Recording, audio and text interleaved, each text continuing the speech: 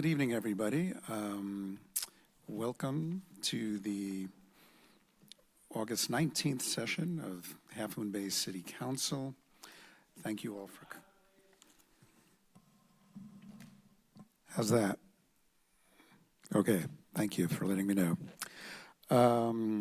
We will start with a roll call, please. Councilmember Johnson? Here.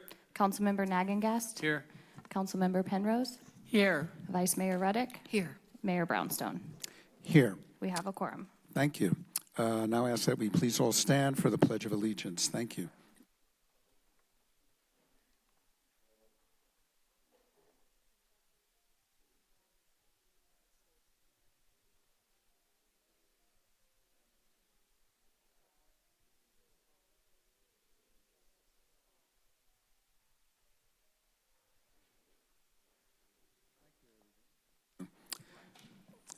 Thank you, everybody. Regarding the agenda, before I asked for that we move for approval of the agenda, I just want to let everybody know that we will be continuing item 10A, appointment to the Planning Commission decision, till our next meeting, September 2nd, and we will also be continuing to take applications until next Friday. So thank you for those who showed up for that, but we will not be making a decision on the final appointment to the Planning Commission tonight. Thank you. So with that, I'd like to move that we approve the agenda. I think we could say all in favor, say aye. So moved. Aye. Aye. Anyone against? The ayes have it. The agenda is approved. Proclamations and presentations, none tonight. I have no announcements tonight. Report out from closed session, please, from Catherine. Thank you, Mayor, Council, Community. I do have a couple items regarding closed session. So first, the council actually met in closed session on Thursday, August 7th. That was a special meeting to discuss several items of existing and anticipated litigation. And I did just want to note that the council did take reportable action at that meeting in the matter of Ellingson versus City of Half Moon Bay. The council did approve defense of that litigation by a vote of 3-0 with Councilmember Penrose absent and Councilmember Nagengast recused. So that's the report out from August 7th. The council also met in closed session prior to tonight's meeting to discuss the case of Half Moon Bay versus Granada Community Services District and Montero Water and Sanitary District. There is no reportable action taken. I would just note that as was noted in a press release issued following the end of trial in this case, the city is disappointed at the results in this matter and is considering all options going forward. Thank you. Thank you, Catherine.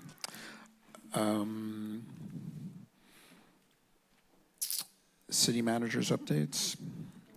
Thank you, Mr. Mayor. On the agenda is listed the Sewer Authority lawsuit update. We've heard the update from the attorney, so there won't be anything further on that. We do have a couple of other items of update from staff, and I think we'll start with Maggie Rodriguez. Or is Karen, are you first? No, I'm going to go first, but she's running my slides. Okay. All right. Hello, Council. Maggie Rodriguez, Assistant City Clerk. And I just wanted to talk about some agenda changes that you might have noticed in this meeting. We started numbering our agenda from top to bottom now. So roll call is now item 1. And I just wanted to point it out to everyone here and to the public that we're going to be doing this moving forward. And Karen, if you could go one more. And the reason we are doing this is we are indexing all of our videos on our website. So right here on the website, you can see the search archives.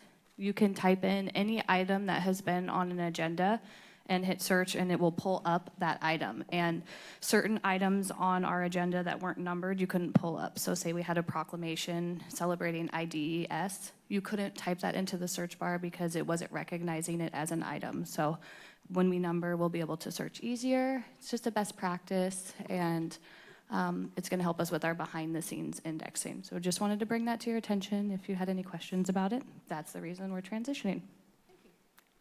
Thank you, Maggie.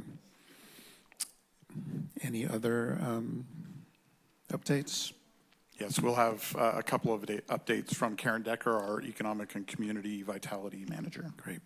Great, Thank thank you. you, Matthew, and good evening, Mr. Mayor and Council and Community. My name is Karen Decker. I'm your Economic and Community Vitality Manager. I have some exciting updates from your Economic and Community Vitality Division and wanted to flag a really unique opportunity in that there's 2 iconic sporting events coming to the Bay Area next year.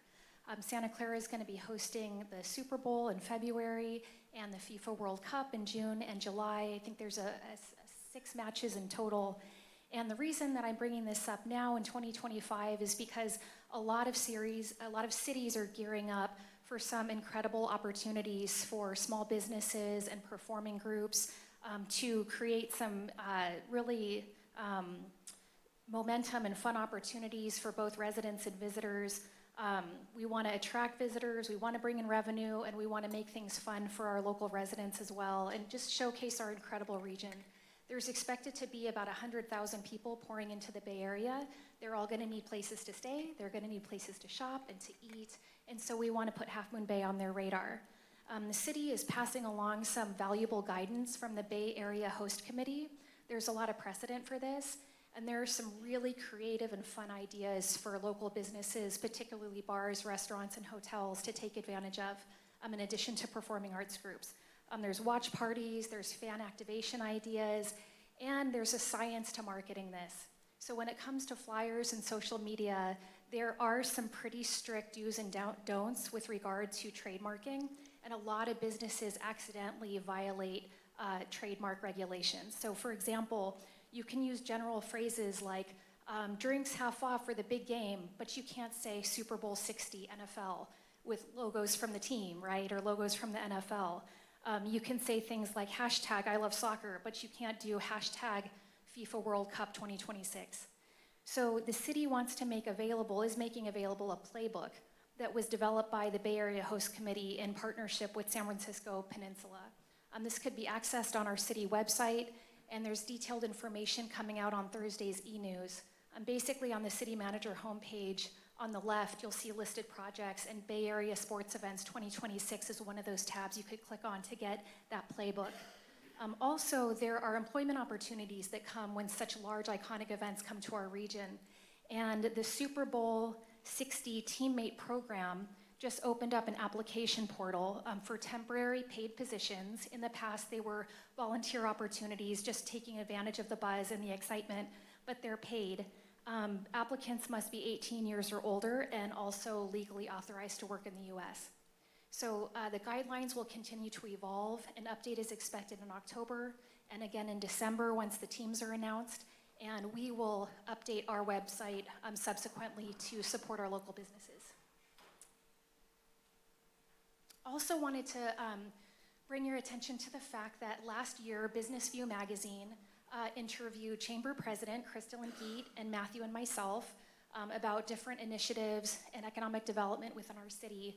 And they did a full feature story on Half Moon Bay in last October's edition. And I received a call from the pre-production assistant recently, and she just wanted to follow up. What's going on a year later? So we chatted about the new Welcome Center designation that the Chamber was able to secure. We chatted about Stone Pine Cove. We talked about Carter Park. And before the call ended, she said, we're coming back. We really want to talk to staff.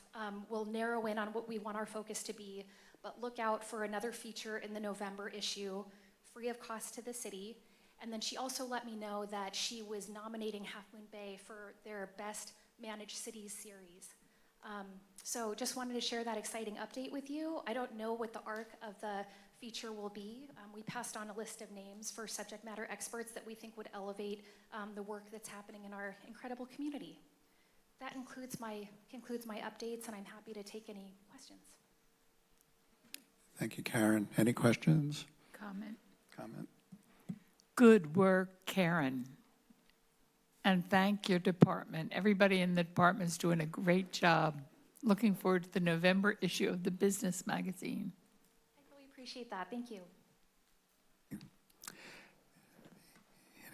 Any other items? That concludes our city manager updates for today. Okay. Maggie, are there the public forum?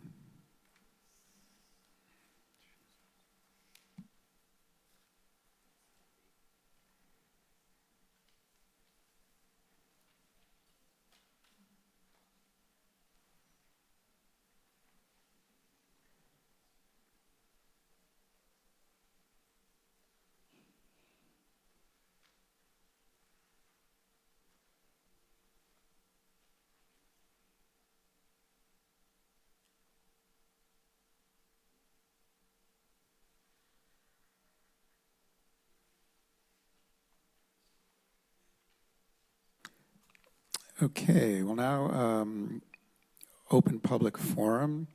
Everyone who, I will call on everyone who has filed a request to speak. And for those of you who may not be familiar with public forum, each speaker gets 3 minutes. And there will be 2 warning tones. The first will be 2.5 minutes, and that means you have 30 seconds left. And the second tone will be after 3 minutes. The only things that we ask that people bring up during public forum are items that are not on the agenda. If you want to talk about an item that's on the agenda, you'll have an opportunity for each agendized item. We have a separate opportunity for public comment. So public forum is to comment on anything you wanted to comment on, but it's just not on the agenda. Okay? So our first speaker will be Deborah Penrose.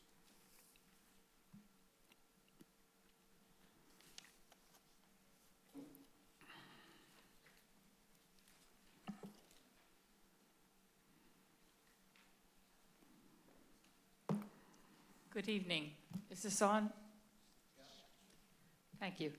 I'm speaking tonight as a citizen of Half Moon Bay. I'm speaking tonight as an elected official and as an angry and frightened human being. Donald Trump, left unchecked, is going to destroy everything that we hold dear in these United States. He has already shown unequivocally that he has no respect for the rule of law, that he is willing to jail the folks that you vote into office, that he will never allow a question to be asked from a public official that may have the potential to put to question his agenda. And what will the consequences of your disobedience be? We're already seeing it. He will federalize the National Guard, usurping the power of your elected governor and others. He will call in the armed forces. He is saying, be quiet, shut up, or if you defy me, I will come after you, hunt you down, and make you pay. I know that my tone of voice and some of the words that I'm using tonight may seem extreme, but we do not have the luxury of mincing our words and pussyfooting around. It is not a struggle between progressives and conservatives. What we have now is a battle between what is lawful and what is criminal, between what is sane and what is crazy, between what is good and what is evil. When democracy dies, be careful which side you are on. If it's the wrong side, you and your children and your parents and your neighbors will lose your power. You will lose your right to choose. You will lose your right to speak out and be in dire peril of losing your freedom and your life. If you are an elected official, speak up. Now is the time to protest. It is critical that every elected official who swore to uphold the constitutions of the United States of America and of California show that they are willing to defend them. If you live in the United States of America, please speak up. All of our voices need to be heard. Please protest against what you feel is wrong or dangerous. Do not allow evil to triumph because you were afraid to speak. Thank you.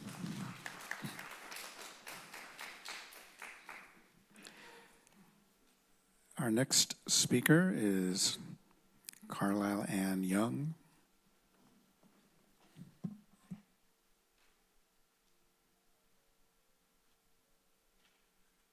Hello, I'm a citizen of Moss Beach. I am a public official, but I'm not speaking on anything about that.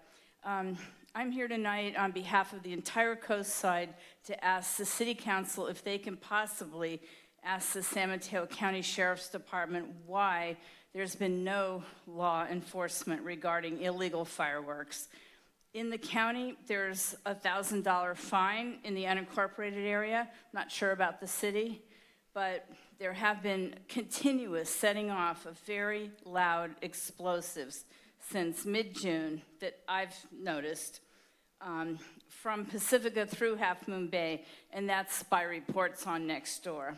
And as recent as last night.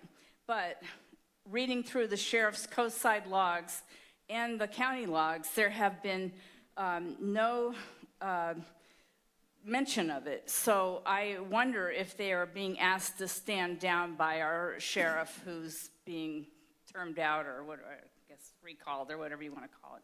I'm not sure why there's been no enforcement, not even going to a call when people have tried to make complaints about it. But I would like to see if maybe you guys could ask for shot detectors like they have in East Palo Alto so you can triangulate where the explosions are coming from and maybe catch the perps more in the act. I realize we don't have those here because we don't have a lot of gunshots, but we sure do have a lot of explosives. Thank you very much. Thank you. Our next speaker is Anita Rees. Hello, Anita Rees. I want to start off by thanking you for the opportunity to share some information about our Unhoused on the Coast outreach work. It's a program of the Pacifica Resource Center. We provide street outreach and engagement services to unhoused folks on the San Mateo County coast from Pacifica through Pescadero. This work starts with harm reduction services, including groceries, hygiene supplies, and connection to health services to build relationships and trust, then progresses, hopefully, to intensive case management with the ultimate goal to help folks return to housing. We have staff available to respond to homeless service requests Monday through Friday, 9 a.m. to 10 p.m., Saturday, Sunday, and holidays from 9 to 5. So if you see someone living outside or in a vehicle, please reach out to us. You can contact us by email at ucoutreach@pacresourcecenter.org or by calling 650-452-6279. We do our best to respond within 3 hours during our outreach hours. And just to give you a sense of the breadth of our work in Half Moon Bay, I pulled data before coming here, and in Half Moon Bay there were 9 encampments with 19 people, and another 30 people who aren't in encampments but are unhoused, for a total of 49 folks in the city of Half Moon Bay. All of those folks are people that we are regularly engaged with. And I also wanted to share that over the last 2 months, over 30 folks have been matched to a housing subsidy. Most of those matches are folks who are in Half Moon Bay.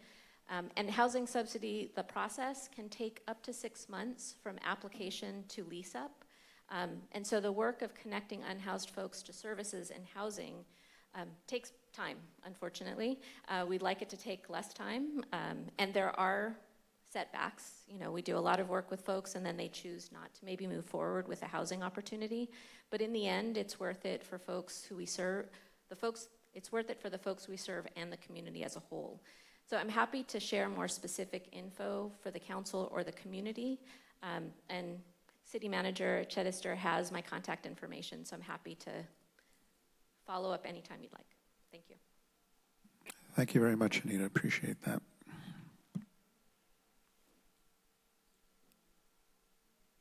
Next speaker is Joe Farrell.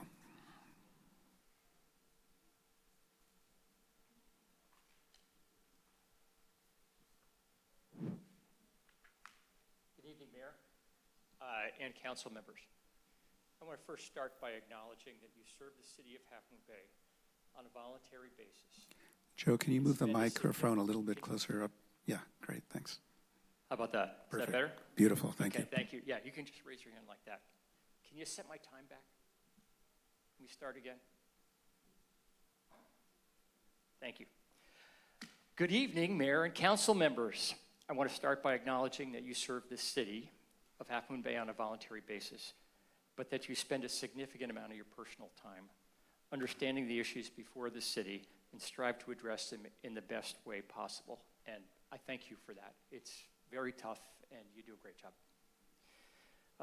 At the June 3rd City Council meeting on the issue of the 2800 Chauncey-Lycée Council, councilpersons Ruddock and Penrose commented before voting something to the effect that I'm not an engineer, so I have to rely on staff recommendations. Certainly that's the case. How else could this happen in a voluntary organization like yours? But tonight, I'm here to say that the staff may not be providing you information or recommendations according to LCP policy for you to make an informed vote. And I will give you 2 examples. Can we stop this for a second? The slides aren't showing up. Okay, yeah, here we go. So this first example is a picture of 2804 Champs-Élysées, which is a known flooding area. The first picture shows the permitted lot before building, and picture 2 shows the completed house a year later flooding.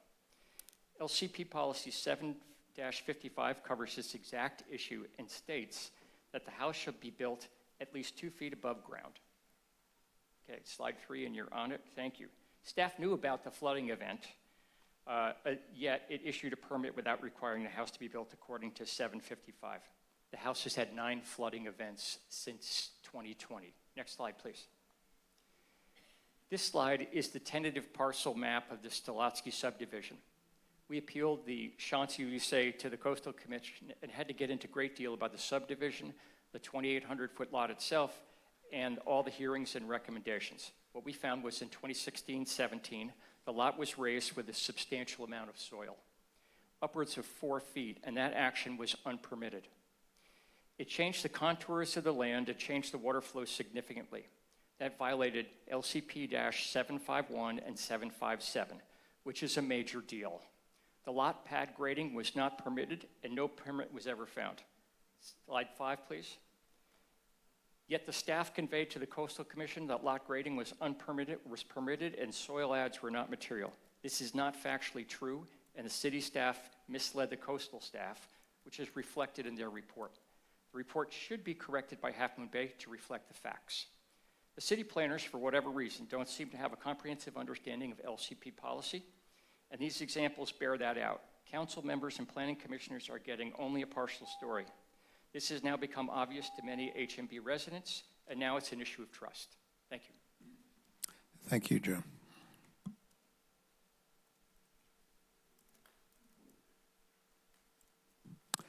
Our next speaker is Mark Ramake, if I'm pronouncing your name correctly.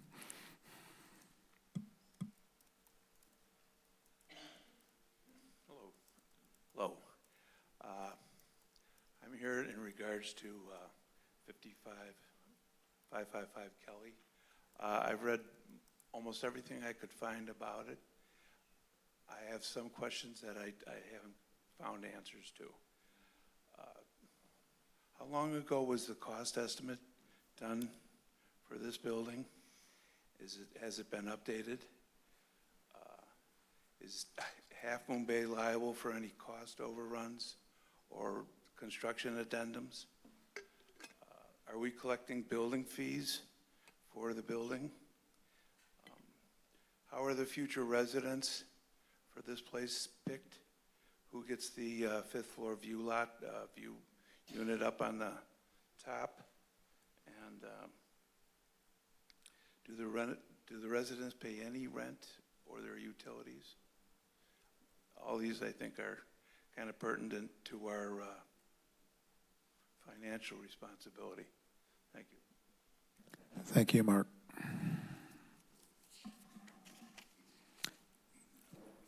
Our next speaker is Harvey Warbeck.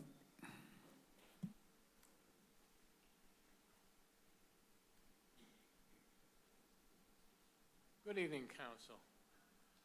Maybe some good will come out of the debacle of the lawsuit that Half Moon Bay just lost against Granada and Montera. And that good might be a realization that the JPA is just not the appropriate way to have sewer and, I believe, water services on the coast side. Our education department is a coast-wide thing, works very well. We have coast district elections for the board members. Our fire department is coast-wide. We have district elections for the fire department board members. Everyone gets along because they're all concerned about the entire coast side doing the right thing. With the sewer authority, up to now, with the sewer authority, we've had 3 different fiefdoms. The Half Moon Bay people, the Granada people, the Montera people are only interested in preserving their interests for the community and keeping rates low for their constituents. If we had a special district, a single special district that included all coastside sewer, and that also, I believe, should include all coastside water, because water and sewer are very much related to each other. If we had a single water/sewer district, we could implement recycled water, which we've talked about for 15 years now. It just makes perfect sense to me that we advocate to get a special district. The LAFCO has in the past said that we should have a special district that could collect its taxes, that could go out for financing, and that would be responsible for the entire coast side instead of each individual fiefdom. Thank you very much. Thank you, Harvey.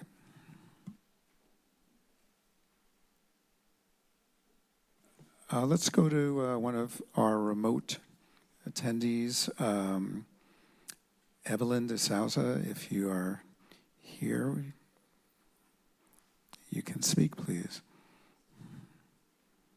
Can everyone hear me? Yes, we can. Oh, thank you. Good evening, Mayor Brownstone, council members and staff. Since arriving in Half Moon Bay, it has taken me nearly 4 years to finalize my Measure D. In that time, construction costs have risen by about 20% each year. Every month of delay has translated into real, tangible financial loss for me and for this community too. When I first set out, my intent was to provide affordable housing for teachers. That was my vision, to create something that would directly benefit the people who give so much to our children and our city. But after 4 years stuck in this process, with costs multiplying and timelines slipping, I'm no longer sure I will ever realize that vision in my lifetime, even if I were to commit 4 times the original budget allocation. The big part of the problem is being stuck in a loop with the city. I've repeatedly sought responses from the planning department, but too often the answers don't come at all, come late, or are inaccurate. I've raised this with Matthew, and to his credit, I received, "I'm so sorry." I believe he means it. But apologies without improvement don't solve the problem. What is hard to swallow is the repeated need to follow up, sometimes multiple times, with silence in return. And when I copy you, Mayor Brownstone, for visibility, I get silence there too. As a resident, I am left wondering, what is the solution? What accountability exists for no response, for delayed responses, or for inaccurate information? I urge the City Council to take a hard look at this issue. I urge you to have stronger service standards, in fact, set service level agreements for replies to emails, ensure better accountability and clear escalation paths. Something must change.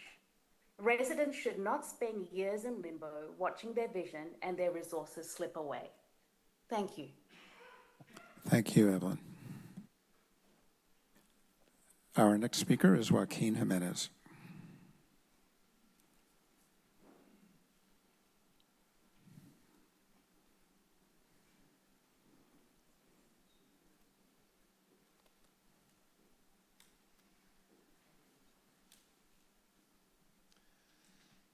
Good evening, Honorable Mayor, council members, city staff, members of the public. My name is Joaquin Jimenez, and I'm here to talk about the event that we had last Saturday, Vaquero Days.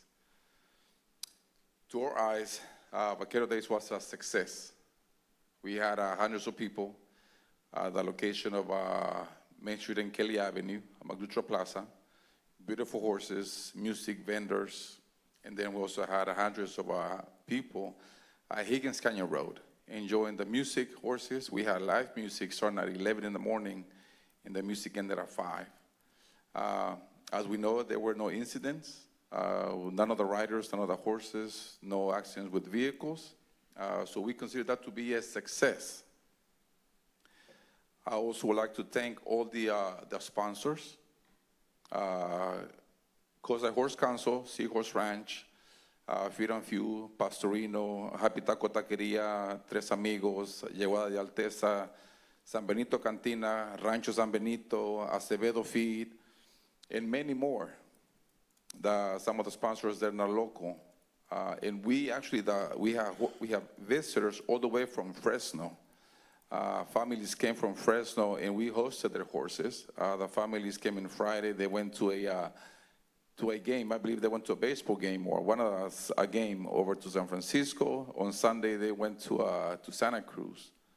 So we hosted a lot of families coming from the Central Valley. Also, I'd like to thank the City of Half Moon Bay, and for your support and celebrating Vaquero Days second time. It's our second annual Vaquero Days. Or Sheriff's Department for providing security and safety crossing the main highway in Half Moon Bay, Highway 1, the crosses of South Main and the cross of Kelly Avenue and Highway 1. And I have 2 requests from you. I think we deserve, I would like for you to give us the opportunity to give you a presentation with pictures, with images of our Vaquero Days. We would like to present to you how the day went with pictures taken from our local community members. And also, it will be on your best interest, to sponsor events like this. Something that is becoming a tradition. As you know, Half Moon Bay is known to be a equestrian community or heritage, being an equestrian community, also a farming community. So it's something, I'd like to plant the seed about celebrating Vaquero Days, years to come. Thank you. Thank you, Joaquin.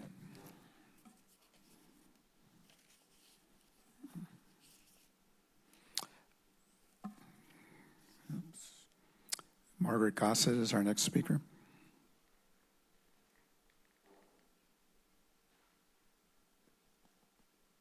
Good evening, Mayor Brownstone and council members. It's nice to see you all tonight.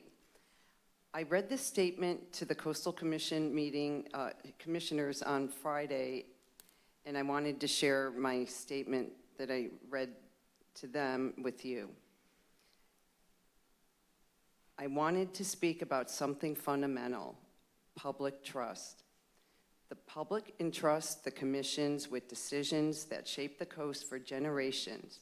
And that trust depends on shared commitments to facts, verified, complete, and accurate. But sometimes important decisions are made based on information from local governments that proves to be inaccurate. And when that happens and it's not corrected, it doesn't just undermine the outcome of one case, It undermines the confidence in the process itself. Staff work under enormous time pressure. I understand that. But this makes it all the more important to verify key facts independently, especially when they come from a party with a stake in the outcome. The Coastal Act was built on a promise that decisions rest on the best available information and the public could trust the process even if they disagree with the outcome. I urged them in every case, large or small, to make sure that promise is kept because public trust is not a renewable resource. Once it's gone, it's very hard to get back. And finally, sometimes even after a vote, important facts already in the record come to light as never having been verified. And they have the ability to revisit a decision when fairness and accuracy demand it. And I was hoping they would consider using the tool that allows that. And Matthew, I've known you for a while, and I've worked with you, and I've appreciated my experiences with you, and I appreciate that you're going to fix this. Thank you. Thank you, Margaret. Our next speaker is Alice Linsmeyer.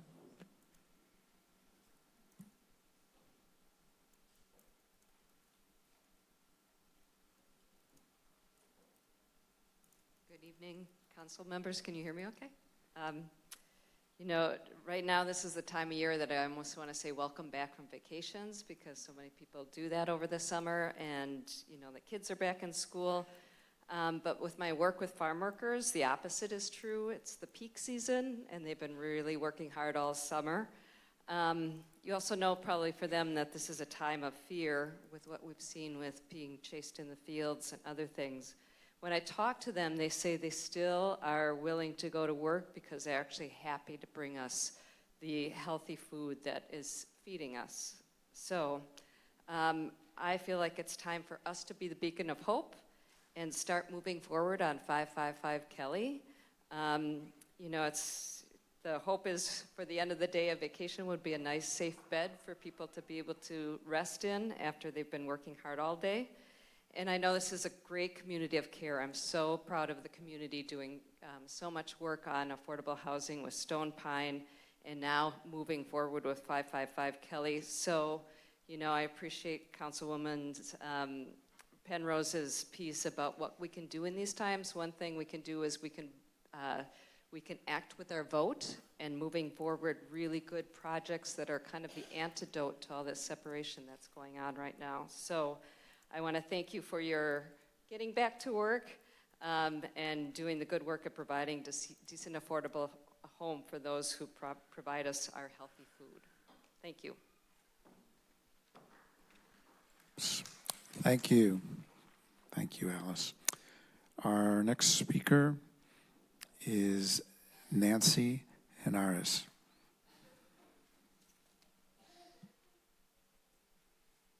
Good evening to all of you. I am here because I'm worried. I'm worried about all the explosions and booms, not just fireworks that have been going on really since the beginning of June.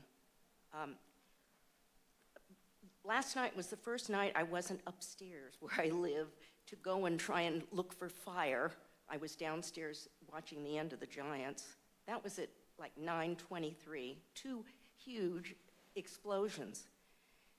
And I have called to report at different times.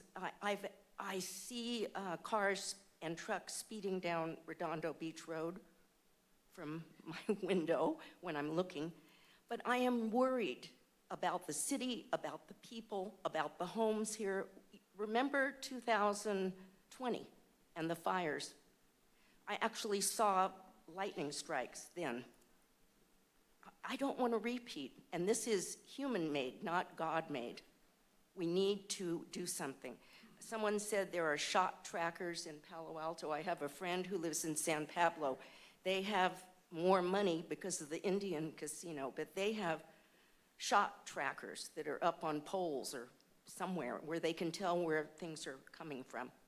So I urge you to really look into this. I did make a visit to CAL FIRE some years ago.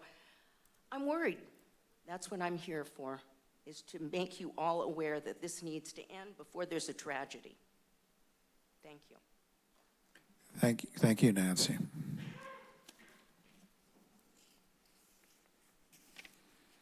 Our next speaker is Eric DeBode.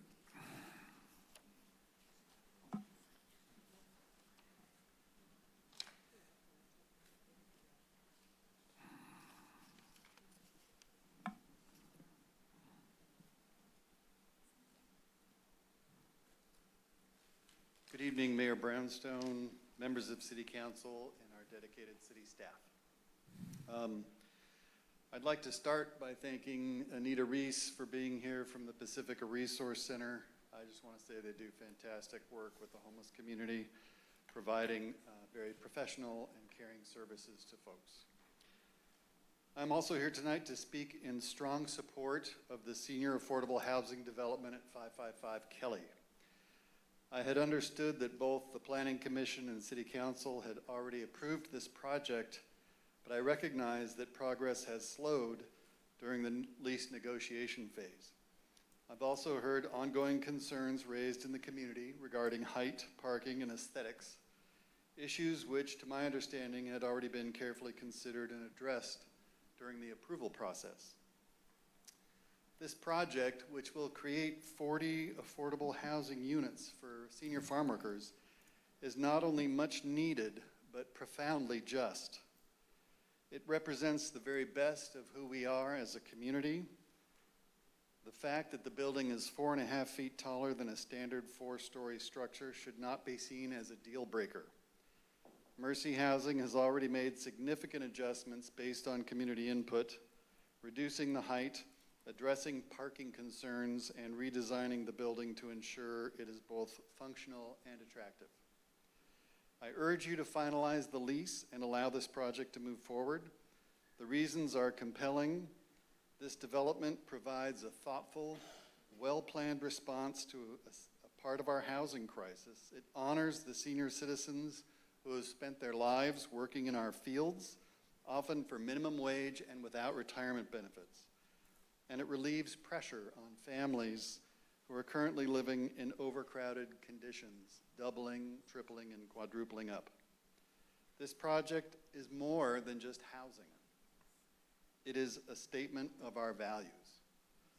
It demonstrates that we are a compassionate, inclusive, and caring community that honors our elders and recognizes the contributions of the hardest working among us. For me, this building is a beacon of hope. It tells our neighbors we care. We are not callous or indifferent. We are compassionate and committed to justice.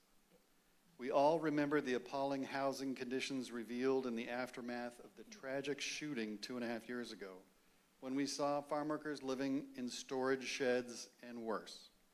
As a community, we were heartbroken and ashamed. Now we have the opportunity to set things right. Let us move this project forward and ensure that our senior farm workers, those who have given so much to sustain us, are finally provided with the dignity they deserve. Thank you very much. Thank you, Eric.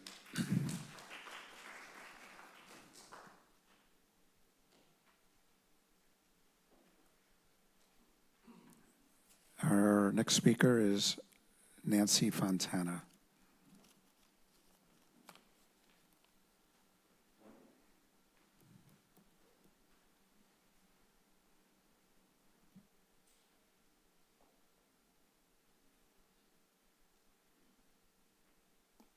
Excuse me, before you start the timer, I would want to confirm a procedural thing. So clapping is now allowed, is that right?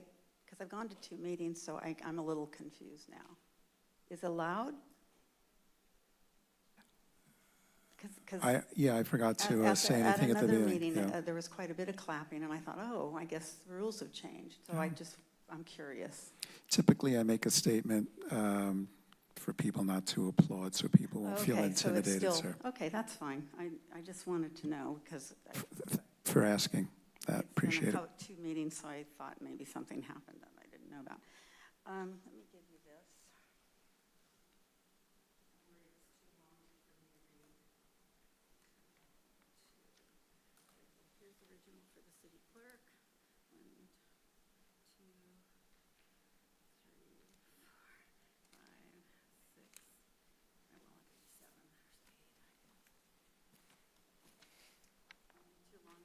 short time, but, so members of the Half Moon Bay City Council, city staff, and members of the public, my name is Nancy Fontana. I'm a citizen of Half Moon Bay. I've been attending city council meetings on a fairly regular basis for just over a year. The first meeting was on the Kelly Avenue project, which I attended only because I learned the project had been changed to a precedent-setting height. I noticed a situation that gave me cause for concern and decided to attend the meeting on the housing element, where my concerns were confirmed as I witnessed the conduct of the former mayor. I publicly expressed my concern about potential exposure to litigation. During a meeting break, I approached the city attorney and asked what type of introductory training, counseling she provides new council members, or reminders and updates she might provide council on conduct, and she identified review of the Brown Act and updates as needed, which is what I pretty much expected. During the preceding months, I looked into a number of things related to my concerns by reviewing city policies on council conduct and comparing them with those of other cities, finding Half Moon Bay's to be weak, to say the least. I provided copies of a May 2024 publication prepared by the League of California Cities on ethics complaints against council members. I researched and subsequently provided information on a precedent-setting case related to the behavior I observed at the Kelly project hearing. I did this because it appeared none of my concerns were being taken seriously. I'd like to note here that during my research, I also found repeated references to the First Amendment, but chose not to bring up another element of concern at that time. The city responded and committed to reviewing and revising its policies and procedures with regard to council conduct. I appreciate this commitment. I also understood the reasoning that other more pressing issues might take precedent for the time being. However, after all this, the conduct exhibited at a recent meeting brings me here this evening. I am requesting that the city take immediate and definitive action before some of the more pressing and controversial matters come up for consideration this fall and going forward.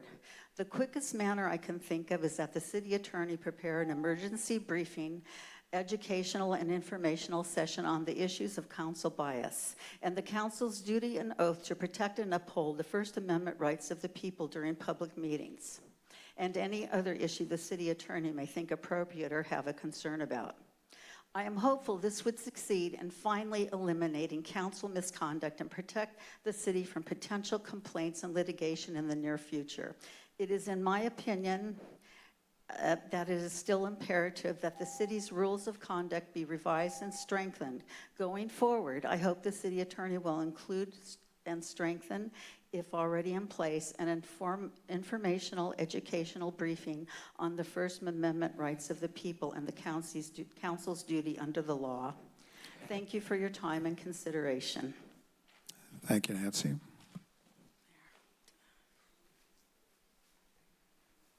Our next speaker is Willa Chapman.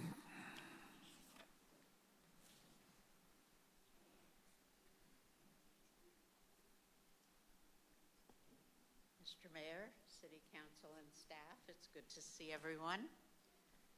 I'm here to speak briefly about the significance and importance of the Vaquero Day celebration that we had, but with a slightly different angle to it. It occurs to me that one of the most powerful forms of protest is the celebration of what exactly is being vilified. The Mexican community is being targeted. Well, we have a fabulous history in this state, all through the Southwest, of the influence of the vaquero on the American cowboy, on the American West, and how wonderful to protest by celebrating in positivity and in beauty and in celebration of this whole part of our culture, which has gone by the wayside, and a section of our population which has been vilified and terrified. So I encourage us as a community and you as the city council and staff to support this and understand the significance of this protest and this form of protest in a very beautiful way. There was good, happy, strong community support for this event. And it's just the beginning. If we publicize this and come together as a community to celebrate it, we'll be going a long way in making a very strong statement in opposition to what's going on in the bigger stage. Thank you. Thank you, Willow. Hold your applause, folks. Thank you.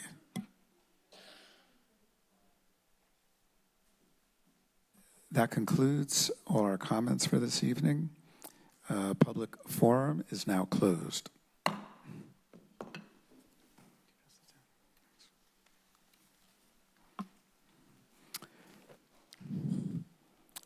Our next item on the agenda is the consent calendar. Does anyone want to pull an item from the consent calendar before we make a motion? Okay. Councilmember? 8D and 8E. Let me make sure I got that. 8B is in boy? No, 8D is in dog. 8D is in dog, okay. And 8E is in Edward. Great.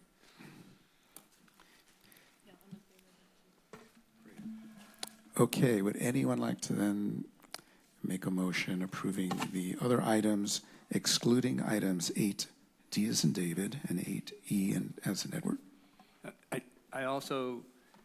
I want to abstain from, there's 3 special meetings that I wasn't on the council. The ones in 2024, the minutes shows February 6th, June 20th, September 3rd. So can we, I don't know how we do that. I could abstain. I don't know about council member to my left if he was wanting to do the same. Yeah, I think I would suggest approval of the consent calendar via 2 motions. So the first motion would approve item 8B, the minutes 1, 2, and 3. Those are the 2024 minutes where you were not a council member. So that would be the first motion. And then the second motion would be everything else except for the pulled items. So if that makes sense, Mayor, I guess I would suggest you could ask for a motion to approve item 8B, 1, 2, and 3. Those are the 2024 meeting minutes. Can I get a motion? I'll make the motion to approve items 8B, numbers 1, 2, and 3. Second. All those in favor? Aye. All those against? Motion carries. And you could just clarify abstentions on that one. Ask for any abstentions. Abstentions, right. Takes care of item Is the 8. record clear, clerk, on that one? Patrick, Councilmember Okay, Johnson? I'd like to ask for the abstentions, 2 abstentions. Why don't you do a roll call vote for that one, just Take to a roll make call? the record clear? All right. Roll call regarding the 2 abstentions, Thank please. you. Councilmember Johnson? Councilmember Nagengast? Councilmember Penrose? Yes. Vice Mayor Ruddick? Yes. Mayor Brownstone? Yes, Motion carries. Thank you. thank you.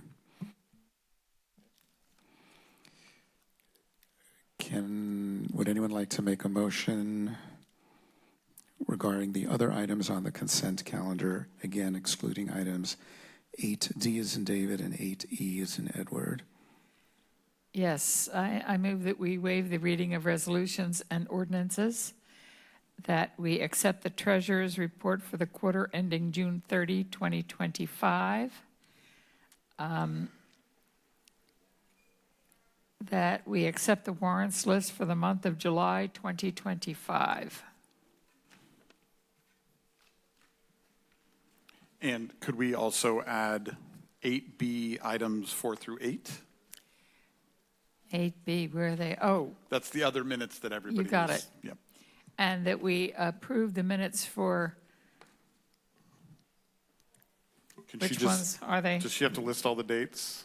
No. Okay. All those dates that were not pulled, 8B items 4 through 8. 4 through 8. Thank you. Get a second? I'll second. Great. We'll take another roll call. What the heck? Councilmember Johnston? Yes. Councilmember Nagengast? Yes. Councilmember Penrose? Yes. Vice Mayor Ruddick? Yes. And Mayor Brownstone? Yes. Motion carries. Okay, let's circle back to item 8D, resolutions of support for 2 grant applications to the San Mateo County Transportation Authority for Cycle 3 Transportation Demand Management Program. Do we need a staff report on that, or do you want to proceed on what? Questions? I think there's just questions for staff. to Great, answer. great. We'll just go to questions. Can we treat each item separately instead of commingling? So each of the grants separately? Yeah, just deal with one. Well, no, I understand it's the same item, but can we do our question and answer on the school safety connectivity project and then finish that and then ask all the questions on the next one instead of just, or we can't because it's all one item? And they're separate resolutions, so you could even vote on them separately as well. So the answer is yes. Yes, no concerns.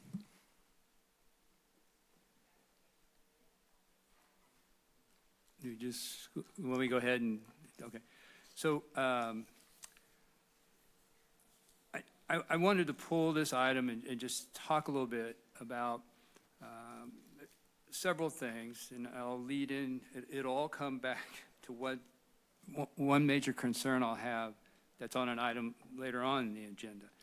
But I just want to make sure, you know, I have 2 data points as a council member, not totally involved in, but seeing a process through that were grant projects that, oh yeah, the grant will get us through, but things happen, and we actually paid a lot more city money. And that, I'll specifically speak about Carter Park and Poplar Street. So I want to make sure that the proposed project, we're pretty confident of that estimate. I just want us not have to come back and ask for more.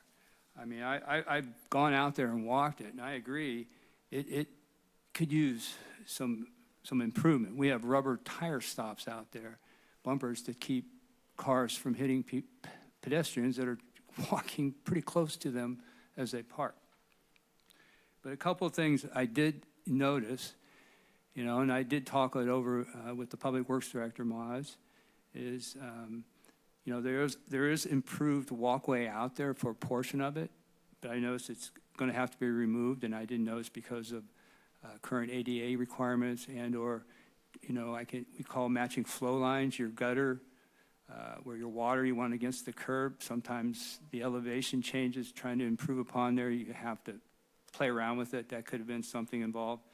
But the other thing, because there's another item on this agenda, currently there's 12 parking spaces, and the improved project provides 7. So there's a loss of 5. So I was curious, had we talked, there's a business right there on the corner, have we talked, let them know, you know, this is coming. I'm not saying it's the end of the world, but that's 5, that's 40-something%, you know, of current available parking.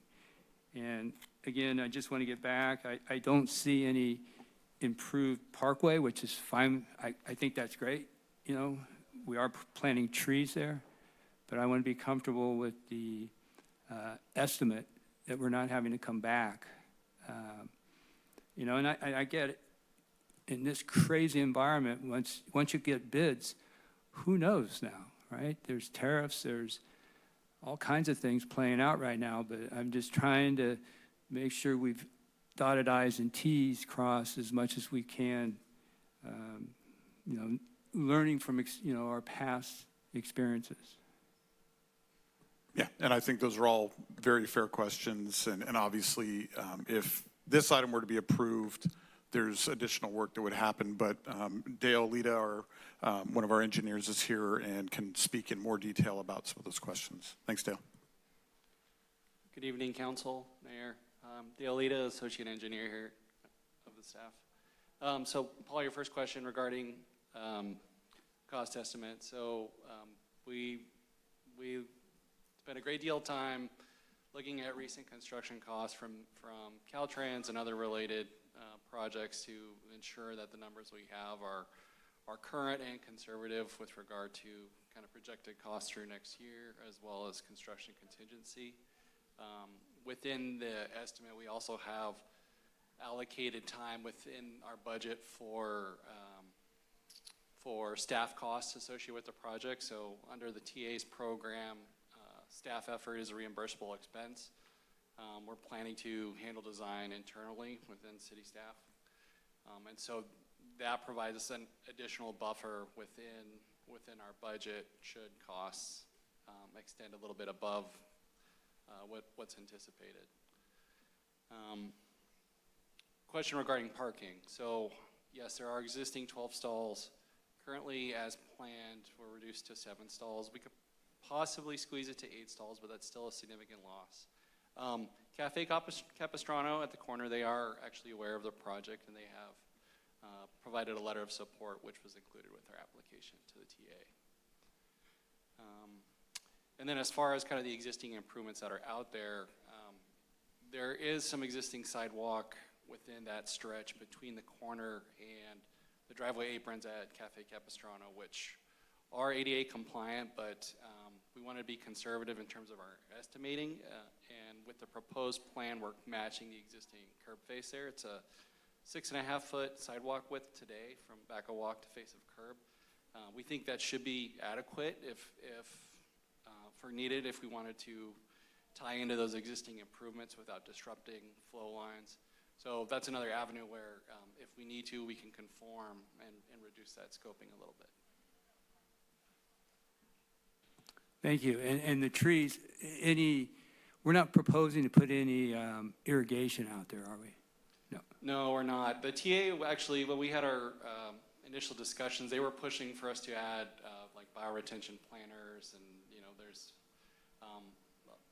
part of the discussion was around the challenges we have with irrigation and the cost of water here on the coast, and so we resolved to propose several street trees, which is kind of a middle ground. It helps with some. And just quickly, because I know that this can be challenging too, the tree wells.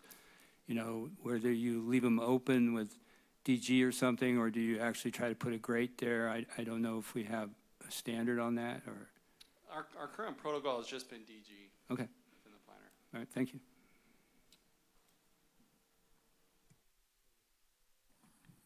That's all the questions you have on this one, right? You have one, right? Great. Yes, I'd like to go back to the parking issue. And I think a loss of 5 spaces downtown is a problem. So what I'm wondering is, can you look at something to regulate time that you can park? There's the library, there's a few businesses, there's the school. So maybe, one approach to at least alleviate or mitigate the loss of parking spaces is to shrink the amount of time that people can park in those spots. And that might be helpful. I think that's certainly something we can explore within the project scope. One thing I should point out is the right-of-way width there is 70 feet. So there's actually quite a bit of width to play with on both sides. Because the south side of Miramontes is unimproved, there's kind of this informal shoulder, which kind of creates the spot where people park today. But if we really wanted to try and maintain kind of the current parking count out there, I anticipate there's enough room there that we can get creative and look at ways to increase capacity on that side. I would recommend it, that if we're going to do this grant, that we look at somehow to retain parking or to mitigate the loss through time limits. I'll make a note of that. Assuming we get the grant and move forward, then yeah, absolutely.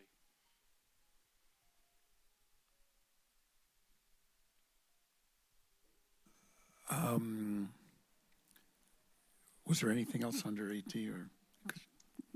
No, no. Okay, great. Okay, go ahead. The other item, but no, not this one. You mean 8E? No, 8D. Oh, sorry. There's another thing about Oh, the right. parking study. Great. Okay, let's move on to that one. Mr. Mayor, could I just add one clarification on this? This item is really just for a resolution of support to submit the application for the grant. It's the first step in many steps, and this will come back before the council multiple times. And so as it evolves, we'll continue to update you on the plans, incorporating some of the ideas we've heard.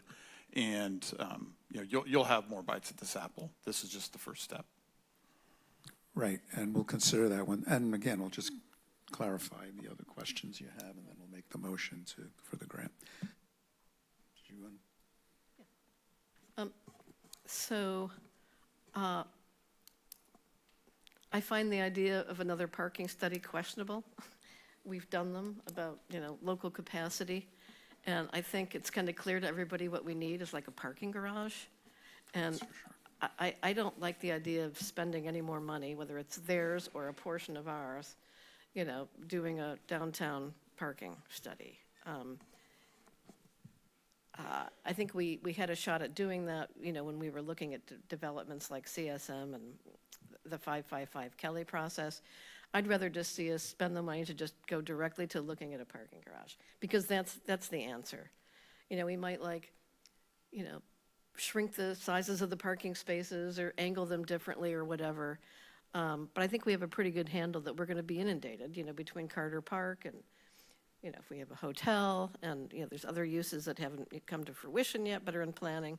I just kind of see this, frankly, as kind of a fool's errand. So I'd rather see us shrink this down to something that's makes a lot of sense, which everybody's already remarked about, and that is we need a parking garage. Where do we locate it? How do we fund it? That might not be fundable through this grant process, I understand, but I don't want to just do the grant just because we already have a lot of information on parking downtown. One thing we might consider instead is looking at, what is our capacity to support cyclists? Do we have enough bike parking? Do we have enough bike storage? When people come to town, they'd like to be able to maybe store their bike for a few hours, go to a concert or whatever it is. So I think for me, I'd rather be submitting a grant to look at how we can make downtown not just safer for riders getting there, but how do we invite them to come with proper bike storage and lockups. That makes more sense to me than another parking plan. I just want to throw that out there. Thank you, Vice Mayor.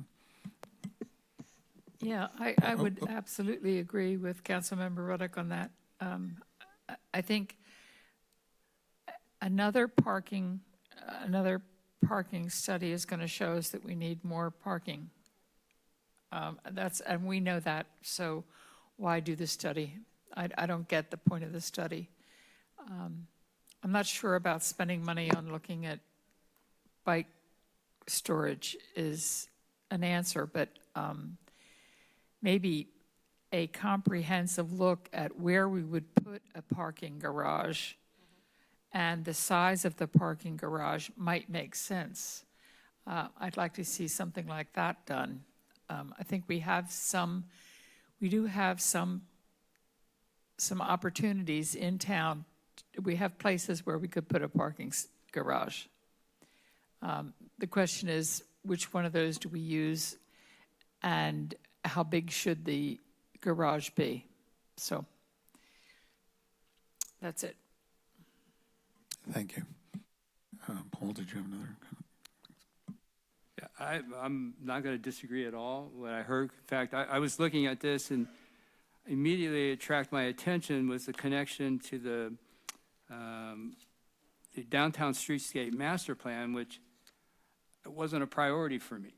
I mean, there was made that connection to it, and I was like, well, why are we doing it? And then I was told, we haven't approved priorities as a council. So I don't know if we're relying on past priorities to look at stuff, but when I looked at that, if you're going to do a parking study, you got to use the whole, to me, is the downtown specific plan area, which is a much larger area. And I don't know, maybe eventually you have to do that looking for a parking garage. Because remember, daylighting, we just heard we lost 5 spaces on the improvement study. We're losing parking spaces. We're going to lose some downtown with daylighting. You know, for folks that don't know what daylighting is, it's a state law that requires us to have the ability, parking not so close to the corners for pedestrian safety. And that's by law. So we're doing that, and we're going to be doing it downtown, in fact. And we could be looking at even, you know, changing some of the parking arrangements in different areas of town. So I was, and I agree, I didn't like moving forward with this particular plan. But if we do something, and I think and I agree, if it gets tied to a parking area or parking garage or whatever we're going to call it, that you got to look at our whole downtown specific area. And I looked at the last one we have is 1995, because I don't think we've updated one yet. And I look at that, and I have that, and I looked at that, and oh my gosh, it goes from, you know, Highway 1 up Kelly. I mean, it's a much, much, much larger, which is going to be a much more bigger endeavor than here. So I'm trying to be careful. You know, I know this match was only, I think this one was 10,000. But, you know, I get into this philosophy, 20 nickels makes a buck. There's an item on tonight's agenda about the Highway 1 project, which to me is a big priority, and that is creeping money really, really bad. Yeah, it is, you know, and it looked like the cities might have to find $1 million. And that's something I keep in the back of my head. So I'm trying to be very careful in any of these smaller projects I look at. But again, 20 nickels makes a buck, things that come up there. And I think I would rather see us do a more comprehensive study later on, or part of whenever, if we're going to, you know, really seriously look at a garage. Yeah, and I agree with them. It needs to be like the whole downtown area, because we're going to be having an application for potentially, you know, 70 dwelling units. We have a bunch now in Stone Pine. I expect there'll be more. You know, Zabala House is converting. And already we've lost an additional, I think, 3 or 4 parking spaces on Poplar near Main Street because of the trees there. So I agree with Paul. If we're going to do any study at all, it needs to be how to accommodate it basically in the entire downtown area. But I think we need to look seriously at a parking garage, because I think that's going to take a lot of the pressure off. So. Agreed. So I was at Nano's over the weekend and meeting and doing a lot of the meetings and stuff, and Scott, who owns that T-shirt store across on Main Street, and he comes pulling in, and I just greeted him and said hi to him. And he's like, he was all fired up on this AB 413, and he's educating me on it. I had no clue what he was talking about. And he's showing me pictures of, look at all the spots we're losing downtown. So, I mean, I'm just getting wind of this, and I'm seeing it now also.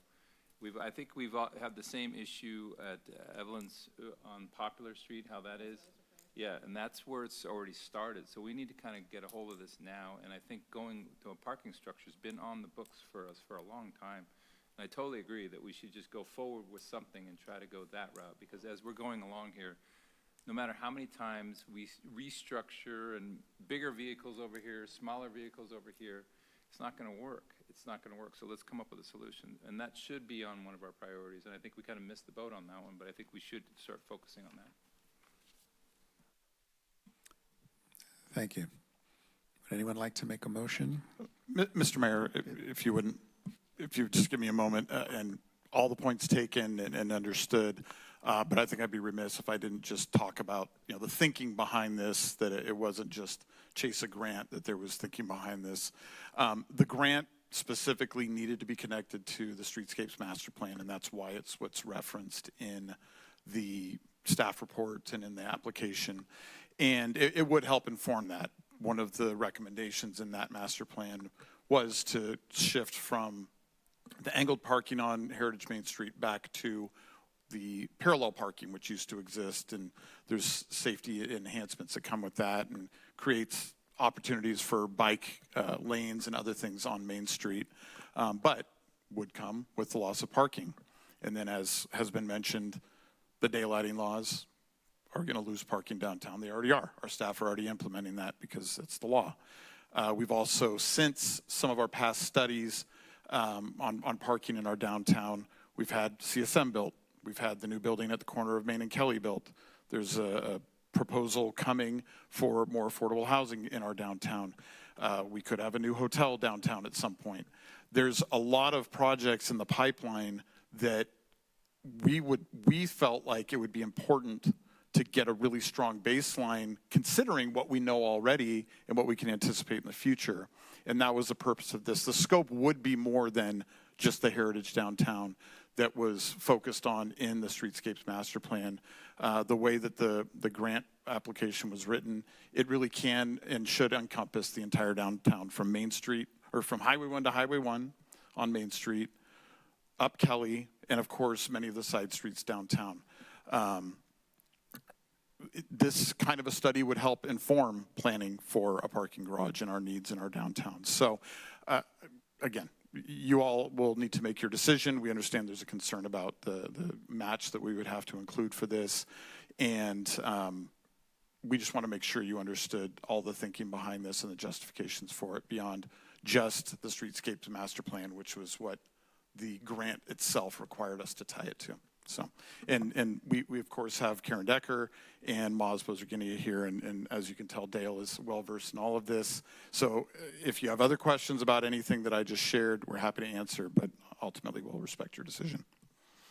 Yeah, I think any study needs to look at what the impacts are of all this new development on the residential areas along Johnson Street and San Benito Street.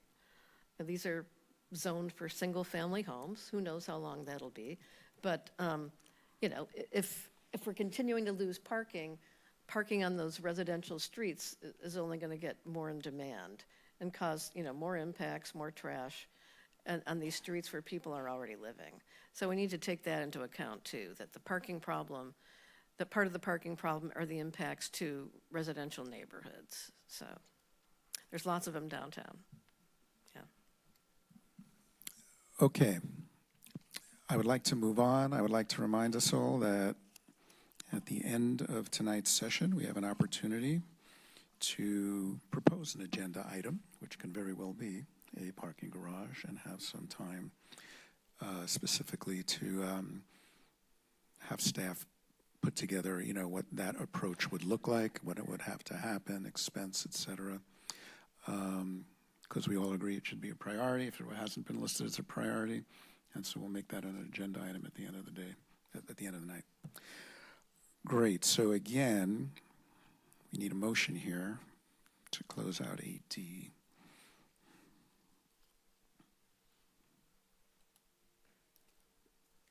Can I ask another question? Almost rather not, but because we got a lot more on the, we haven't even got through the consent calendar yet. So but it's real, just, and maybe it's standard language all the time, but authorizes the number 5 on, I think on both resolutions might have, but it says authorizing the city manager or their designee to take any other actions necessary to give effect to this resolution and execute applicable amendments. What does that mean? To do just whatever? I mean, typically it's about being able to sign whatever paperwork, provide whatever documentation is required. It's not about additional financial authority. So, and it's not changing anything that we did or something to make something where it's just whatever paperwork that's required for whatever is being authorized to move forward. Correct. Okay, correct. Cool. Well, I'll try to make it. I just want one last thing to respond to you. Yeah. So to me, the most important section in there, and it's a section in all state grants, and that is that the grantee will pay whatever is necessary above and beyond the grant to complete the project.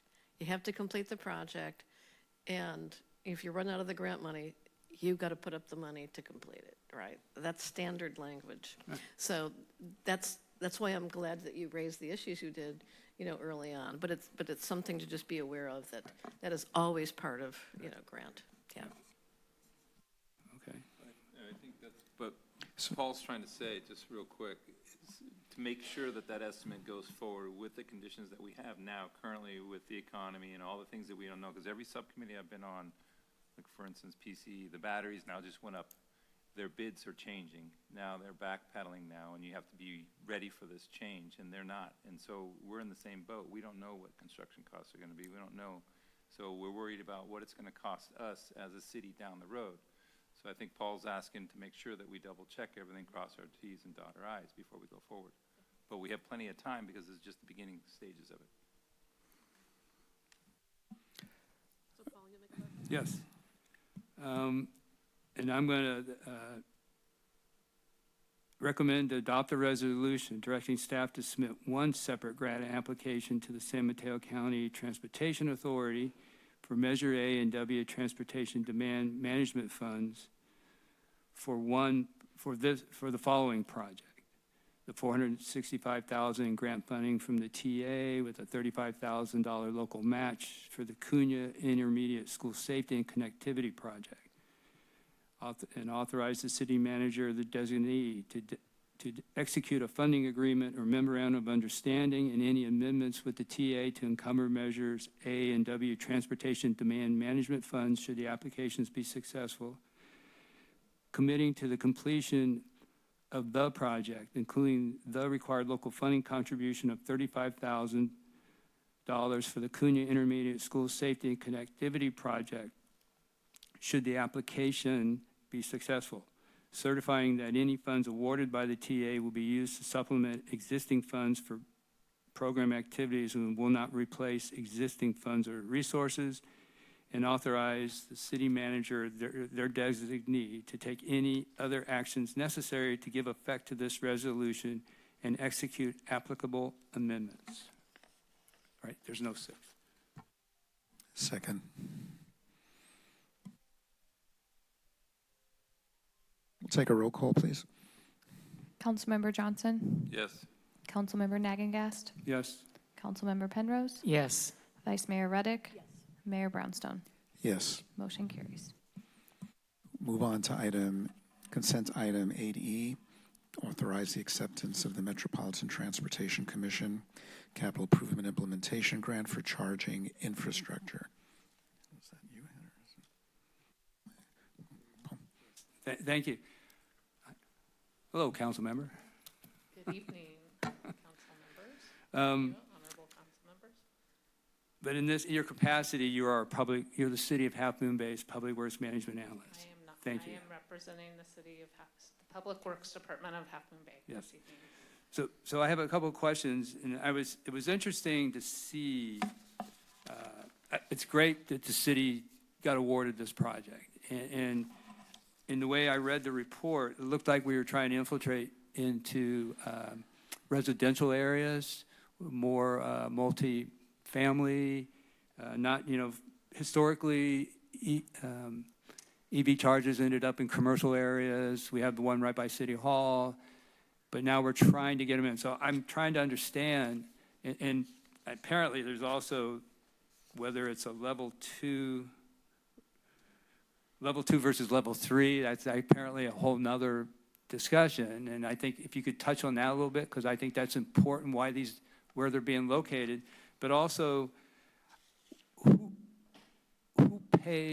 maintains them and who pays for the electricity? Yep, I was trying absolutely. I'm happy to answer those questions, and I appreciate you asking them. So let's start, first of all, with the locations. The grant was specific to target multifamily and for commercial districts. What we have seen is the private sector, because you can make money off of selling these setups, has been targeting commercial areas. I've been trying to figure out, for instance, how to get chargers out at Poplar, and boy, no one wants to touch that, right? Rivian called me and wanted to figure out where we could put chargers, and I was like, Poplar, and they were like, no way, right? They want commercial amenities for people while they're charging. I personally think the beach is a great amenity, but so when I saw this grant come up, because serving renters is tricky, right? So when I saw this grant come up, I thought it was a great idea because 27% of our housing stock and 25% of all cars being sold in San Mateo County are electric vehicles, right? So, it's been a hard nut to crack, the multifamily. How do we make sure multifamily residents have access to EV chargers? So when I saw this grant come up, I thought it was a good idea for our community. And that's why I got permission to apply for it. And so 4 of the sites, I believe, are in along multifamily housing. And then 2 of the sites are more commercial. One of the ones at Church Street, it's right next to a transformer. It also will, the thought was that it would be in close proximity to 555 Kelly if that is actually built. My understanding, in talking to Mike Nochi before, when I checked with him, that there was not money because the budget on that is quite constrained for EV chargers. So that site would serve the commercial district as well as have access off of Highway 1 for people, plus the multifamily at 555 Kelly if that is built. So, and level 3 is a faster charger. Level 2 is more for a few hours or overnight parking. So that was what the plan, the strategy in what the sites as well as the power. And your next question, how is it being paid for? So the way we set up the grant is that we're doing it with 3 other cities in the county, San Carlos, East Palo Alto, and Portola Valley. And so it's each city is applying on its own, but it's a coordinated effort. And so it will be one RFP then, we think. It might, but each city has to take care of the logistics once the contractor would arrive. And because of the way that it's paid for, these contractors, once it's installed, the electricity is paid for by the agreement that you make with the implementation of the charger. So usually the company, because they get to put their charger in, if it's ChargePoint or another company, for instance, so they usually, it's free for the first 2 to 5 years. We set it up for 3 years is what we were, and then the fees, we need to do a new rate study for our fee structure, but the fees will then cover the cost of the electricity. Yeah, well, a couple of things. Good point. The maintenance. If we still have a 3-year period, and then what fees? I'm trying to figure out who charges whom. Right. So so generally, when you sign a contract with like these companies, EVgo, ChargePoint, then they give you. They pay for the electricity for the first, it's part of the service agreement. And then after the set term of the service agreement, and that is not, we do not have that, we have not chosen who that agent, that merchant would be. We have not chosen that at this point, so we do not know exactly what they're asking for. But we do expect the first few years to not cost the city for those fees. So they'll be paying for the electricity, but because they get to be the charger, the company, and they'll be making, that they're the middleman. Yeah, maybe Maz. Thank you, Maz. Thank you, Helen. Miles Virginia, Public Works Director. So yeah, I think the question, it's a great question. So for the first short-term period, there's going to be oversight maintenance power costs, everything would be part of the service agreement that we'd be signing. Long-term, it's a different story, obviously. At some point, it gets reverted over to city oversight, like the charge point structures that we have throughout the downtown. When we get to that point, then you're talking about city overhead, O&M, operations maintenance responsibilities, taking care of the power costs. What Helen was alluding to was we are, on our current work plan, we have not done a rate study for our EV chargers since they started popping up. I think the first ones we put in probably were 2017. It was right before my time with the city. But we have not reviewed those rates quite frankly, and given the cost of power increasing, we do want to take a closer look at that, and this would be part of any rate study that we do.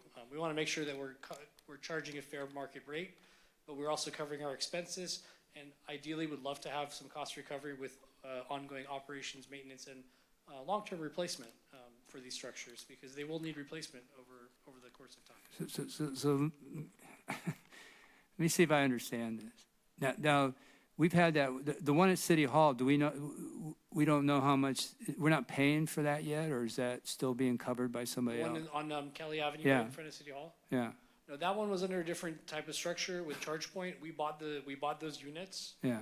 and that we owned them outright. There was a service agreement that was signed as part of that. We own it.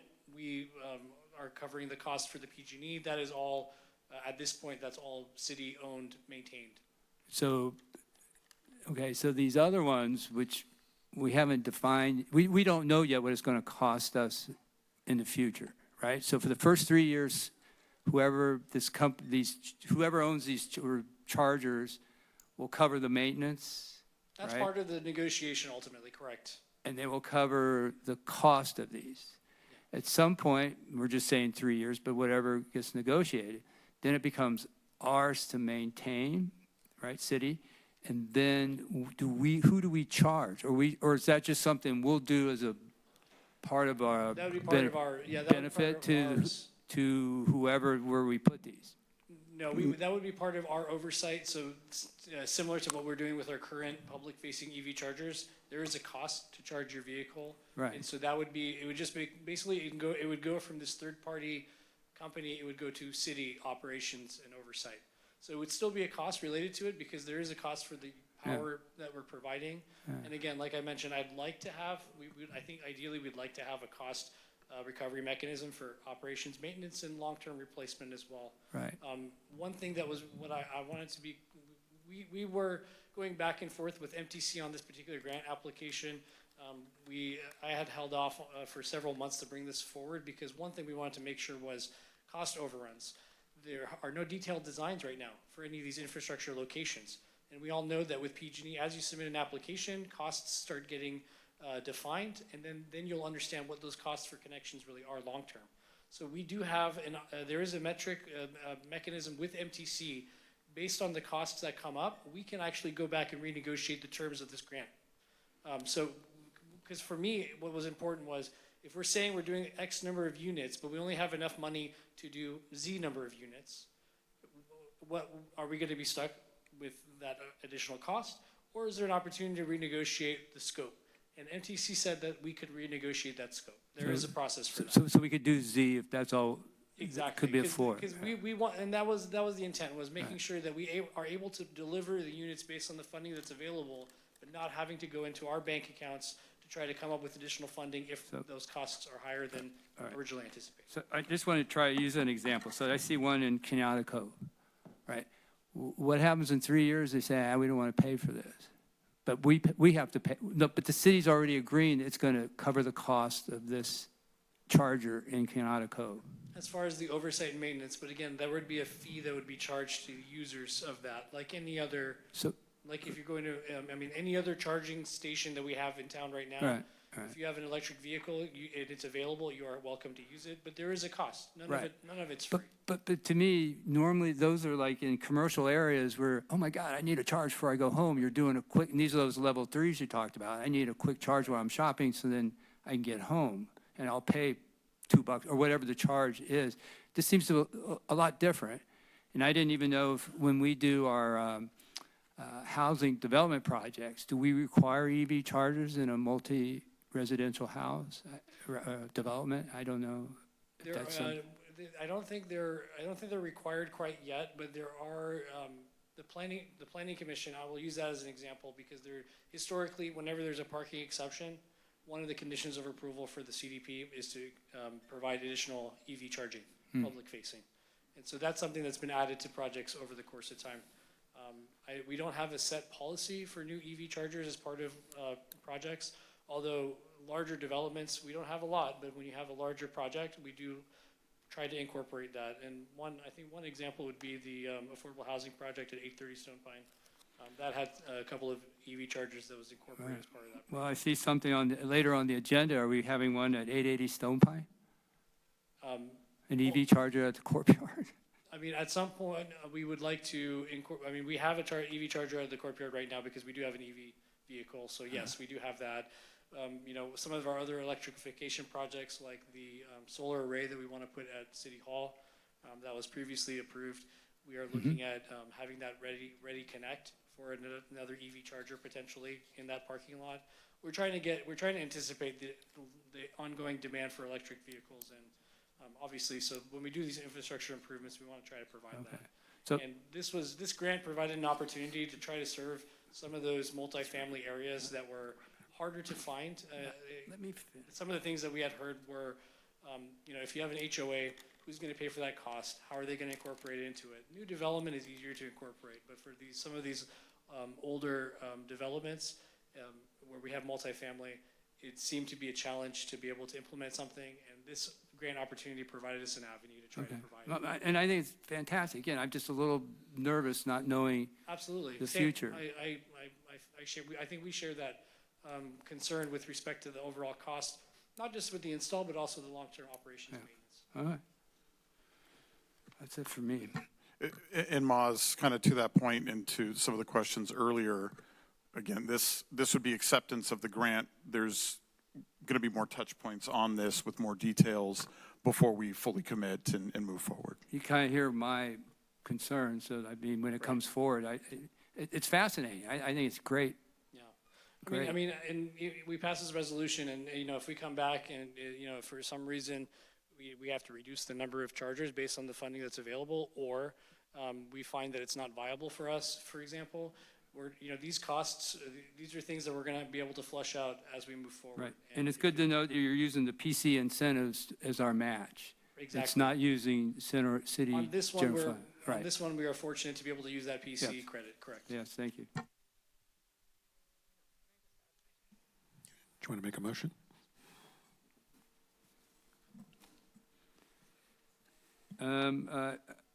I recommend to adopt a resolution authorizing the acceptance of an award for funding from the Metropolitan Transportation Commission Capital Program Implementation Grant for the EV charging infrastructure.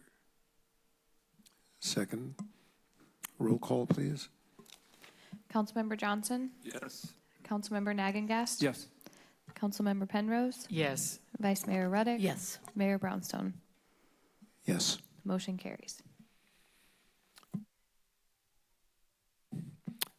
Let's see, before we move into the next item on the agenda is Downtown Gateway Project, and we're going to take a 10-minute break and then start it on that.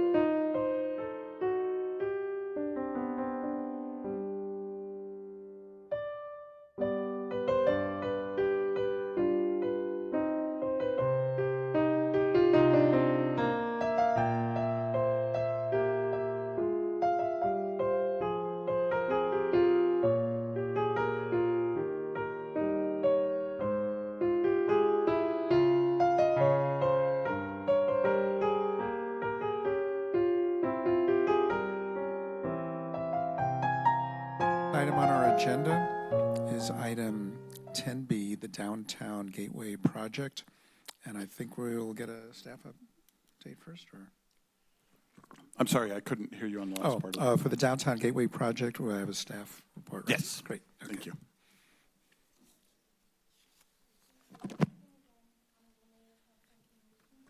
That's not working. How about now? There we go. Okay. Hello again, council and community. I'm Karen Decker. I'm the Economic and Community Vitality Manager within the City Manager's Office. And joining me for this presentation is my colleague, Dale Lita, Associate Engineer. And we're pleased to provide an update on the Gateway Project.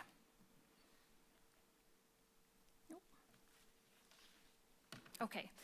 This will be a refresh for some, but by way of some background, we had a task force that was put together, assembled for the Coastside Recovery Initiative, and that group had brought forth a recommendation to redesign the streetscape of Main Street, our main business district. And the goal of the wisdom behind that recommendation, the goal and marching orders for staff was to improve the mobility and the economic activity and the general vibrancy of the downtown core. Another big priority coming from that recommendation was to preserve and enhance the existing character of downtown Half Moon Bay. We already have great bones. We need not overly design anything, but there might be some priority improvements that could benefit both residents and visitors. In July of last summer, the Downtown Streetscape Master Plan was unanimously adopted by City Council, and it was described as a blueprint that was intended to inform design decisions for future phasing. I just want to point out that throughout that effort, there was extensive community input. There was a steering committee providing oversight. On the right, I won't read it, but it shows a glimpse into a lot of the people that were contacted. And I've said this before, but I think it bears repeating. When we talk about 240 participants, we're not talking about people who were passed a flyer as they were walking by or did not engage in a meaningful way. Everyone we're counting, and we can use this for future grants when appropriate, was there talking with the design team, attending charrettes, pop-ups, public meetings, looking at graphics around workshop tables. So I would consider it meaningful engagement. In addition to these public meetings, I think all of our current commissions and committees were involved in the Streetscape Master Plan process. So Planning Commission, Parks and Rec, Architectural Advisory, Bike and Peds, of course City Council had several bites of the apple. So the results that came out of that plan, I feel confident in saying were a result of really robust community outreach. So just some additional background. When starting down the path of the the Streetscape Master Plan, staff didn't know what would emerge from the community. There were marching orders to focus on Heritage Main, but to take into account the totality of Main Street, as well as a thorough existing documents review, because a lot of people have studied downtown and produced some really valuable documentation. We didn't want to reinvent the wheel. But something that came up a lot during the outreach process from multiple constituents was this concept of a gateway. Some feedback that we heard was that it would make an attractive arrival experience. We heard from a lot of businesses that said, you know, we have customers that kind of stumble on downtown. That's so unfortunate that they kind of accidentally come upon us when they've been coming here for pumpkins or beaches for years and they don't know we have this adorable, quaint downtown. We heard a lot about, especially members from Beautification Committee, that this is not a new concept, that there was a historic arch kind of by Tom and Pete's near the historic bridge, so it would kind of be a return to our roots, and that this could be considered a shorter term improvement as opposed to the totality of the Streetscape Master Plan. It's a multi-million, multi-year endeavor. So what could we potentially focus on that could be yielding benefits faster? And we started to have donor conversations, and in floating some of the most popular ideas by a potential donor, the idea of a gateway was described as a no-brainer, which was encouraging to the council last year. And so by way of council support, This gateway project was adopted within our capital improvement program, and staff submitted a request for proposals out to the community and received very competitive bids and ultimately selected RHAA as the contractor who would provide a site analysis and technical studies and some of the early design work. RHAA had a reputation for really strong community engagement. We like that a lot. They had a lot of precedent for stunning downtown streetscapes, and they had a proven track record of success with challenging sites. And we knew that the intersection of 92 and Main was indeed a challenging site. Just a little bit more project context. Staff understood going into this project that there would be big challenges in implementing a gateway at that location, and that RHAA was well equipped to respond to the challenges of this location, and they proceeded in a measured and methodical approach. We knew that site visibility from multiple angles, actually all four, was going to be needing analysis. This location does bring us into the Caltrans right-of-way, which poses its own issues and challenges. There's a whole maze of underground utilities at this location, as well as soil conditions, and so we knew that we needed to do some of that analysis to better understand those constraints and if they could be worked around. The initial meeting, once RHAA was brought on, they met with staff and they had a meeting right away with the Architectural Advisory Committee. And the committee, they focused on fundamental design concepts, and RHAA explored things like site inspiration and common motifs and materials that are in Half Moon Bay. There are some beautiful archways and monuments in other downtowns, but they don't fit our community. There was a lot of reference to the Half Moon Bay Library, which is a jewel in our community, and that really blends in with our aesthetic. So the consultant explored shape and form, and they tried to nail down what styles represented the community well with guidance from the Architectural Advisory Committee. And that committee emphasized their preference for a design that was historic, not too modern, iconic, but not majestic, and suggested colors that would be soft and quiet, not flashy. And the committee also encouraged the design team to look at alternatives to an archway. It need not necessarily be an archway. They included both a bookend column approach at each corner. If those of you who have been to Burlingame, that's an example of kind of two pillars as opposed to an archway. The committee asked the design team to look at a repeating pattern to direct drivers toward Main Street. So honed in on 3 design concepts. And then the design team took that into account. They looked at the streetscape master plan. They did a site walk with local businesses and constituents, some of who are here tonight, and then proceeded with some initial design work. I'm going to turn it over to Dale to talk a little bit more about site constraints. Thank you, Karen.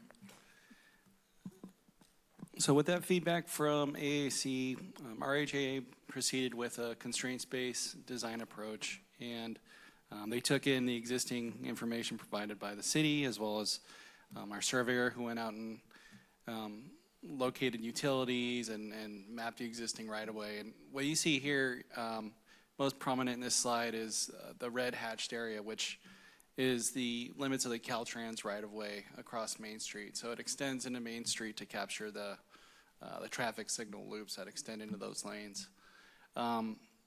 Combining that with the obstructions from visibility from the Texaco station and the Coastside Optometry building, you could see challenges with obtaining good site visibility as well as avoiding the Caltrans right-of-way. So that was a suspicion we had early on the project, kind of getting into design that was confirmed, kind of looking at these items and moving forward. RHA also kind of looked at the other constraints, such as existing driveway cuts, existing neighboring businesses. They looked at how those businesses are using kind of their drive aisles and parking, as well as existing surface and underground utility structures for those businesses, and also to support the intersection. Next slide.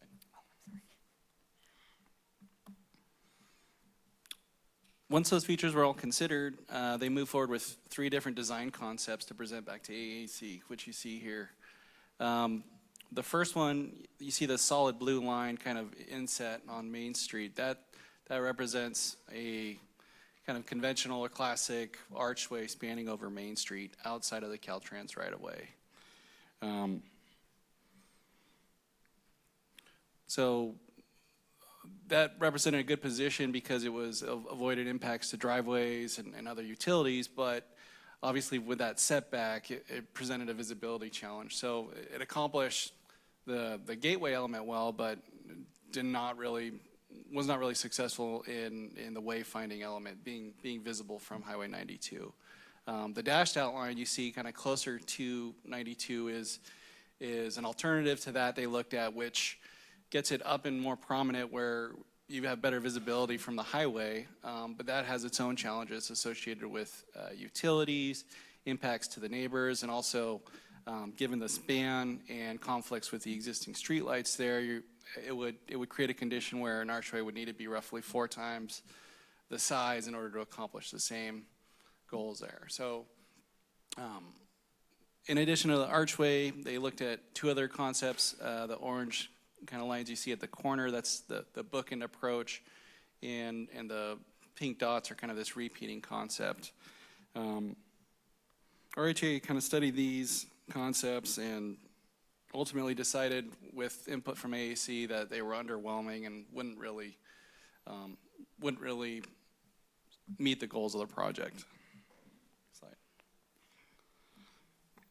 So these design concepts were presented at AAC in March, along with site renderings of the various approaches to show how they would look in the field from different angles and with context from other existing improvements, including the street lights, gas stations, other kind of background data. And weighing the cost, scale, and timeline for each approach, the Architectural Advisory Committee ultimately found that a combined wayfinding and gateway project at the intersection of Main and Highway 92 would be overburdened by the existing constraints and would result in an unacceptable compromise in design that would not adequately fulfill the objectives of both the wayfinding and creating a gateway experience.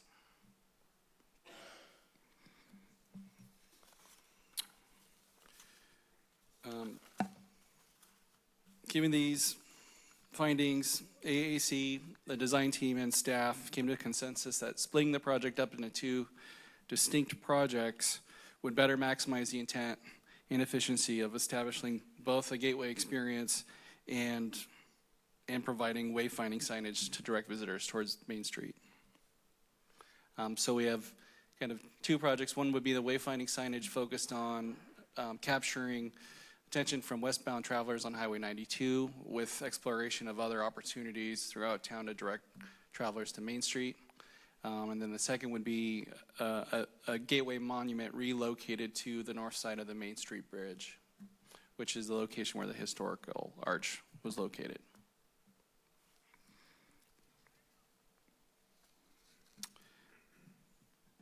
So after the March meeting, staff we recognized that the project was at a pivot point where we were looking at splitting it up into 2 separate projects. So we hit the brakes a little bit. We wanted to take stock of where we are in terms of spending.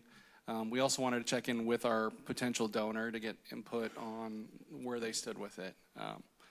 The donor was admittedly critical, skeptical about the costs and the timing associated with it, but ultimately very supportive of both projects and agree that they were both very important elements that needed to be addressed.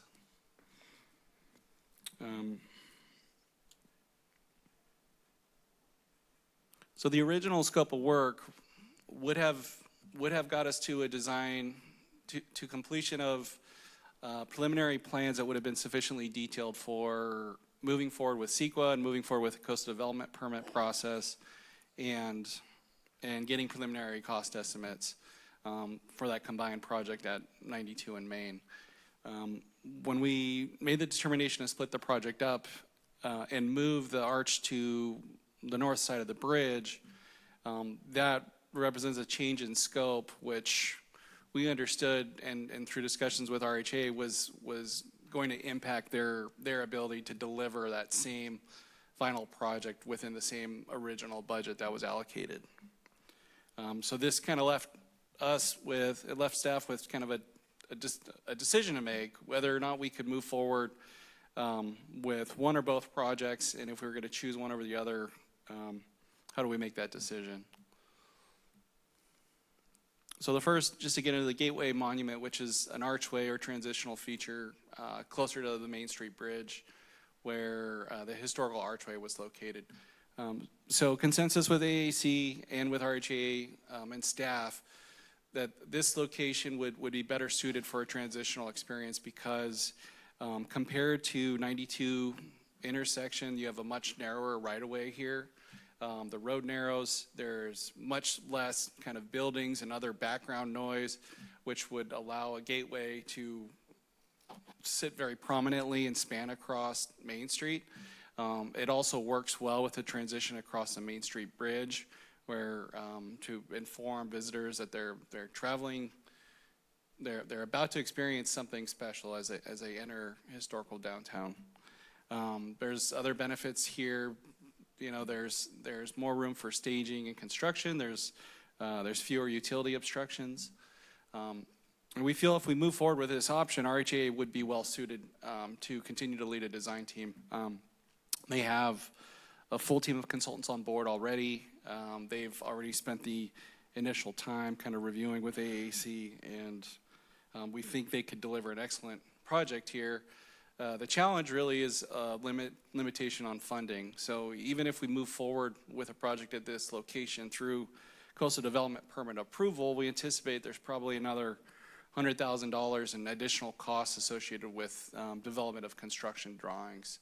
And although we've received some positive input from our potential donor, to date we have no guarantee of funding for construction. The other option would be to move forward and reallocate funds towards a project focused specifically on wayfinding and signage opportunities. There's quite a bit of existing signage out on Highway 92 and in various areas that, as you can see, is in dire need of some refreshment.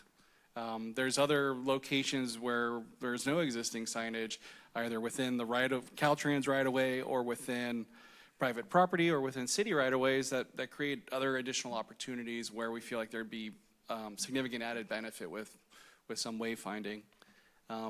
Wayfinding has other benefits over kind of a gateway arch because it's much more flexible in terms of the structure that it's supported on. It could be, as you can see, it could be something painted on a building. It can be located more easily within Caltrans right-of-way and meet kind of more standard permit requirements that they have as opposed to an archway. So there's better opportunity. It creates more opportunity along Highway 92 and other locations within Caltrans right-of-way.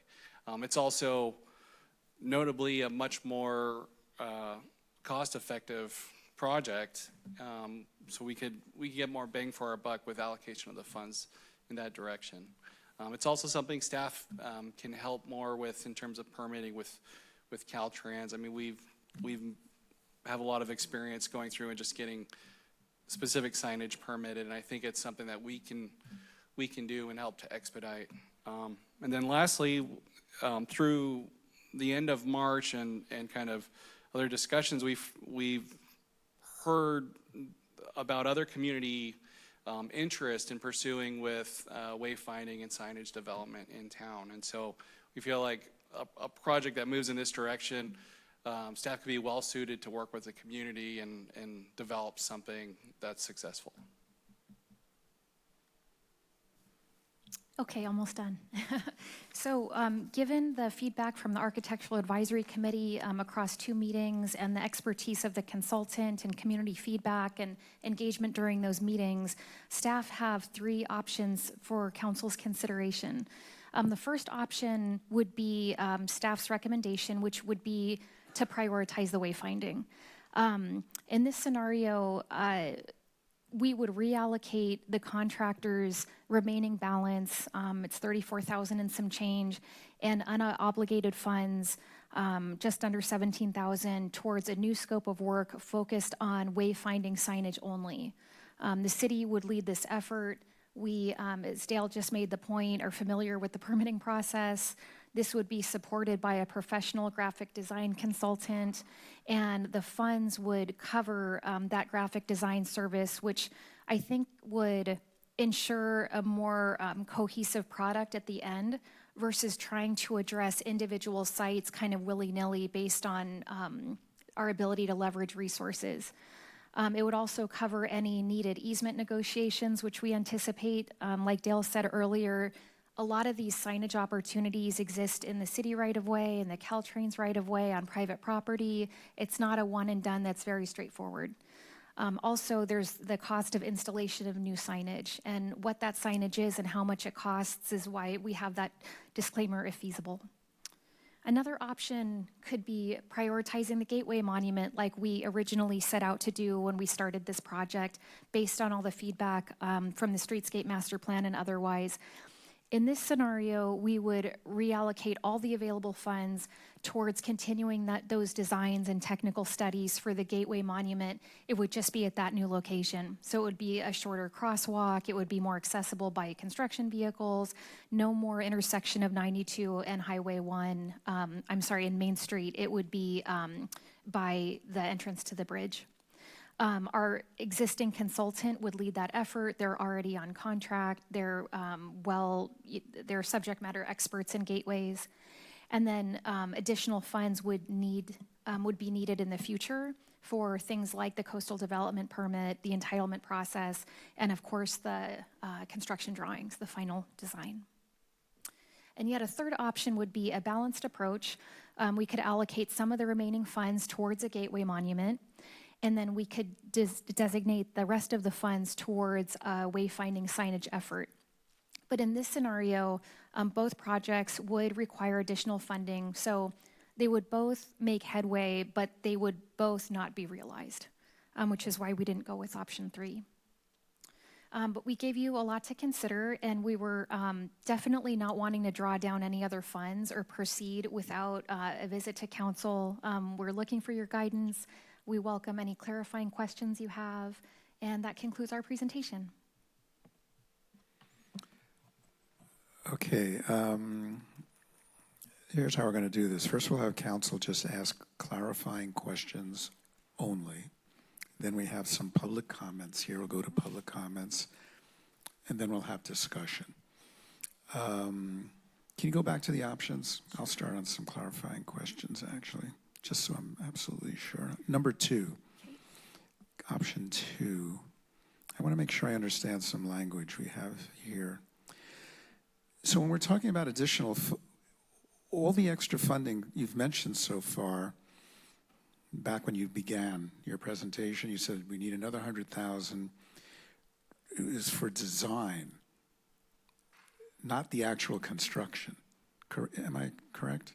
That's correct. So we keep talking about additional funds may be needed for design. We're not even talking about the cost of construction, right? I just wanted to clarify that for myself and everyone else, because that's kind of critical. We're playing around the numbers here. Great. That's my number 1 clarifying question. Go next. Any clarifying questions? Yeah.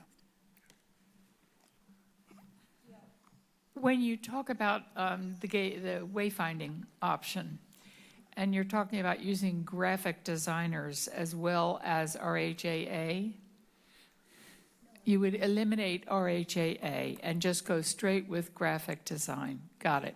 And do you have any idea what the total cost for that would be for them to come up with a design?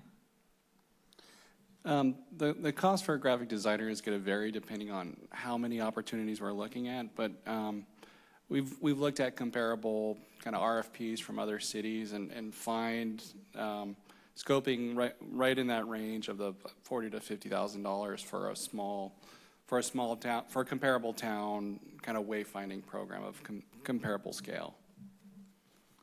Okay, and that is, you're talking about maybe having 10 to 15 signs? Are we talking about that number? We were looking at around 10 opportunity locations, yeah. Okay, thank you. And as part of that effort, staff would also kind of leverage our own ability to help with permitting. So, I mean, if it's signage within Caltrans right-of-way, we can prepare all the design drawings that are necessary to regardless of what's on the sign, we can handle that lift of getting the encroachment permit. And that's, that's well within our ability to alleviate a design team from having to do that. Vice Mayor? So if you go to San Francisco, say, and you're driving on 19th Avenue, or you're driving on, say, Geary, all the major streets, there's just a sign at the stoplight that says the name of the street. It's on the light pole, usually. Could you not have a sign like this you see in San Francisco that says downtown with an arrow pointing left when you're coming westbound, or right when you're coming, eastbound? Just something hanging from the light fixture. You're sitting there at a red light maybe, and you look up and, oh, downtown's this way, that kind of a thing. Or you're going through, you see it, yeah, you got to do a U-turn down Highway 1, but yeah, well, that would make a big sign. But I mean, just downtown with an arrow, isn't that something possible? I guess you would need a Caltrans encroachment permit for that. Yeah, there are standards within Caltrans to allow for signage to share kind of their booms with their streetlights, but there's limitations to that also. But that's certainly something that we could incorporate into a project. Yeah, I would certainly look at that. That's just something simple, and something people would see, maybe not in enough time to make the right turn, but it still makes sense to me. Can we move on to comments from the public? Questions from the public? Yep, great. Okay. So we will now entertain, I think we have 4 speakers here. And again, during this public comment period, we will also have the same timing agenda that we did for public forum. So each person will have 3 minutes with a 2.5-minute warning, and then the second tone will be your 3 minutes are up. Okay, great. So our first person, Amber Stowe.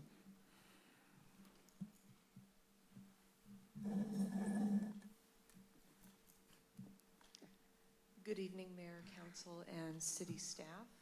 Thank you very much. My name is Amber Stowe, and I am representing the Paper Crane. We are in our 40th year of business in Half Moon Bay.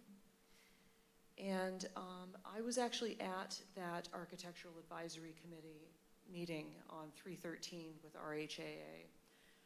We saw very clearly that the approach on the westbound side of 92, you could not see a single feature that they had proposed for the entrance to downtown.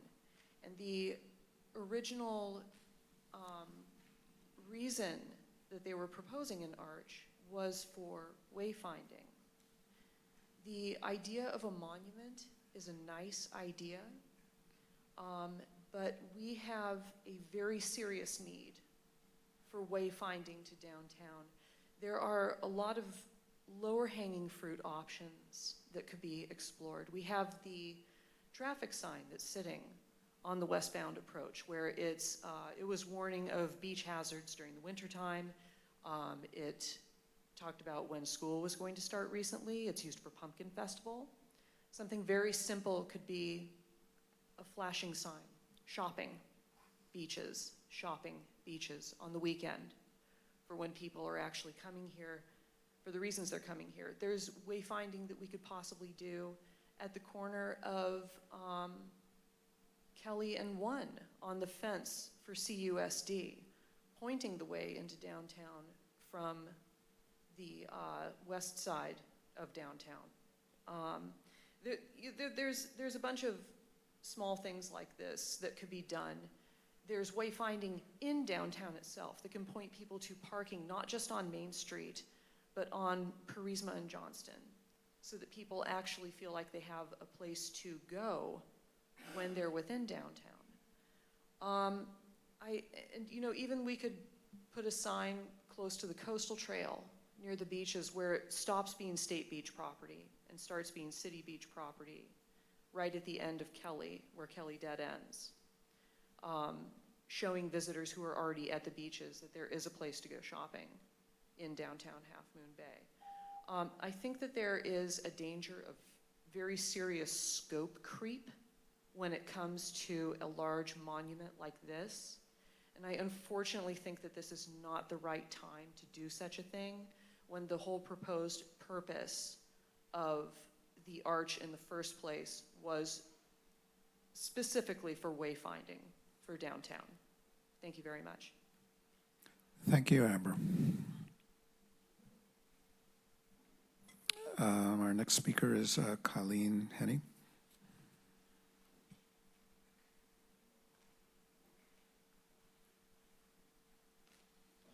Good evening, council members, mayor, staff. I was involved from the beginning with this project for the purpose, as Amber said, of wayfinding. The architectural, when we went to that meeting, we were super disappointed. You know, we thought this was going to be the great thing to have this arch, and man, all our problems are going to be solved. And so that was super disappointing. And I would really recommend that, like Amber said, we go with the wayfinding option because that's really what we need. And as a graphic designer who has currently a graphic design firm on the coast side, $50,000 is a really inflated city price, just FYI.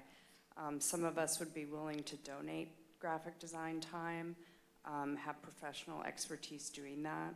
So there are ways around it, the cost of that option to keep those costs super low. As Amber said, there are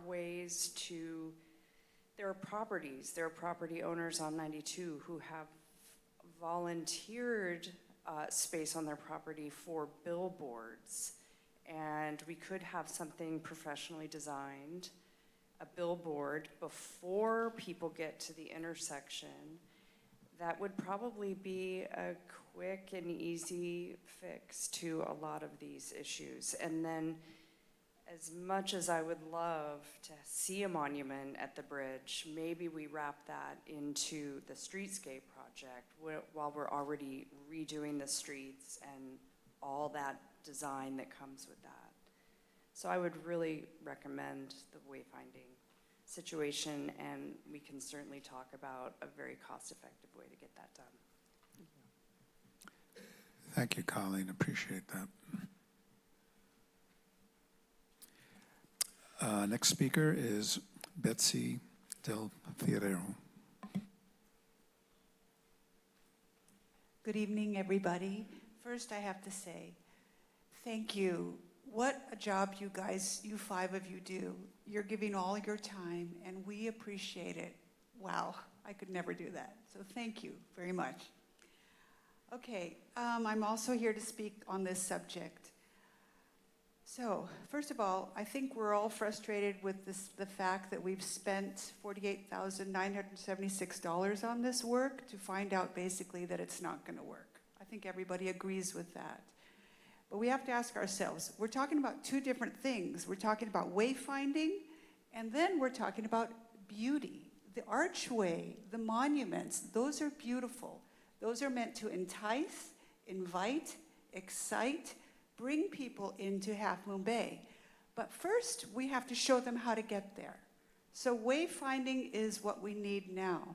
Smart wayfinding signage done by smart local graphic design people that know our town, that love our town, that are familiar with the patterns of our town would be a good way to go, I think. So, again, maybe we need to think about the beautiful sign, the archway. I'd love to have it all eventually. I'd love a monument on 92 as you come into Half Moon Bay in the median. I'd love an archway on Main Street.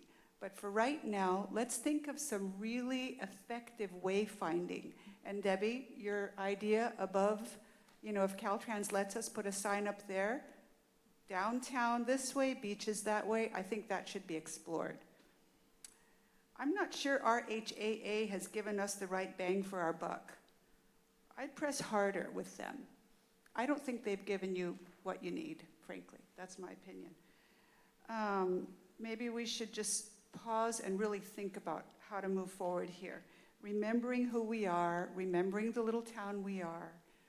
We don't have to compare ourselves to big cities because we're not that. So I wouldn't look there for advice or inspiration.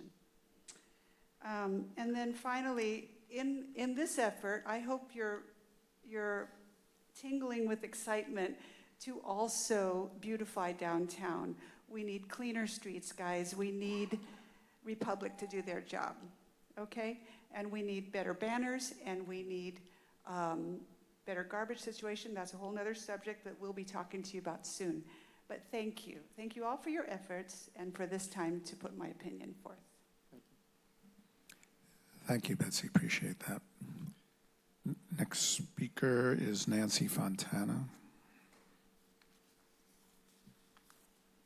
Hi, thank you. I happened to go to the March meeting by accident. I thought I was going to something else, and it was interesting. And I was a little surprised. The idea of the huge archway at 92 I thought was a real mistake. But I do believe that that's what the group was tasked to do, was to design something at 92. So I don't completely agree with that criticism, because I think when they were given a task, they did it. And that's what happened. I do agree with the business owners here that during that meeting, it was interesting because it did become clear it was two separate things. An archway is a welcome. It means you've gotten there. But again, like you said, they first have to get there. And so the wayfinding should, I think, come first.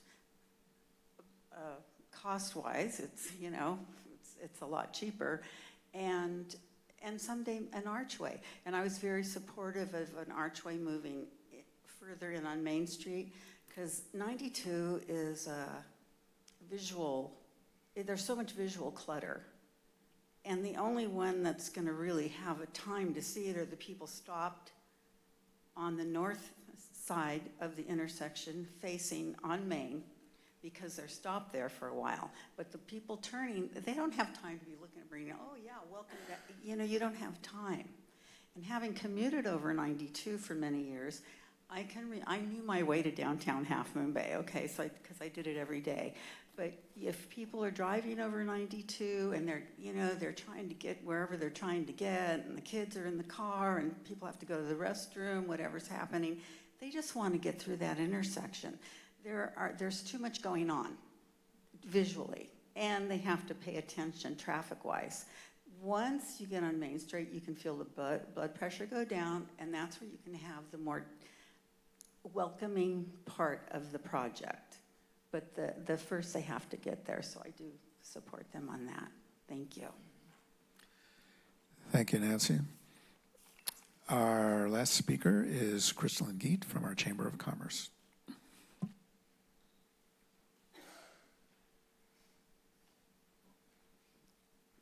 Hello, Crystalline, the Coastside Chamber of Commerce.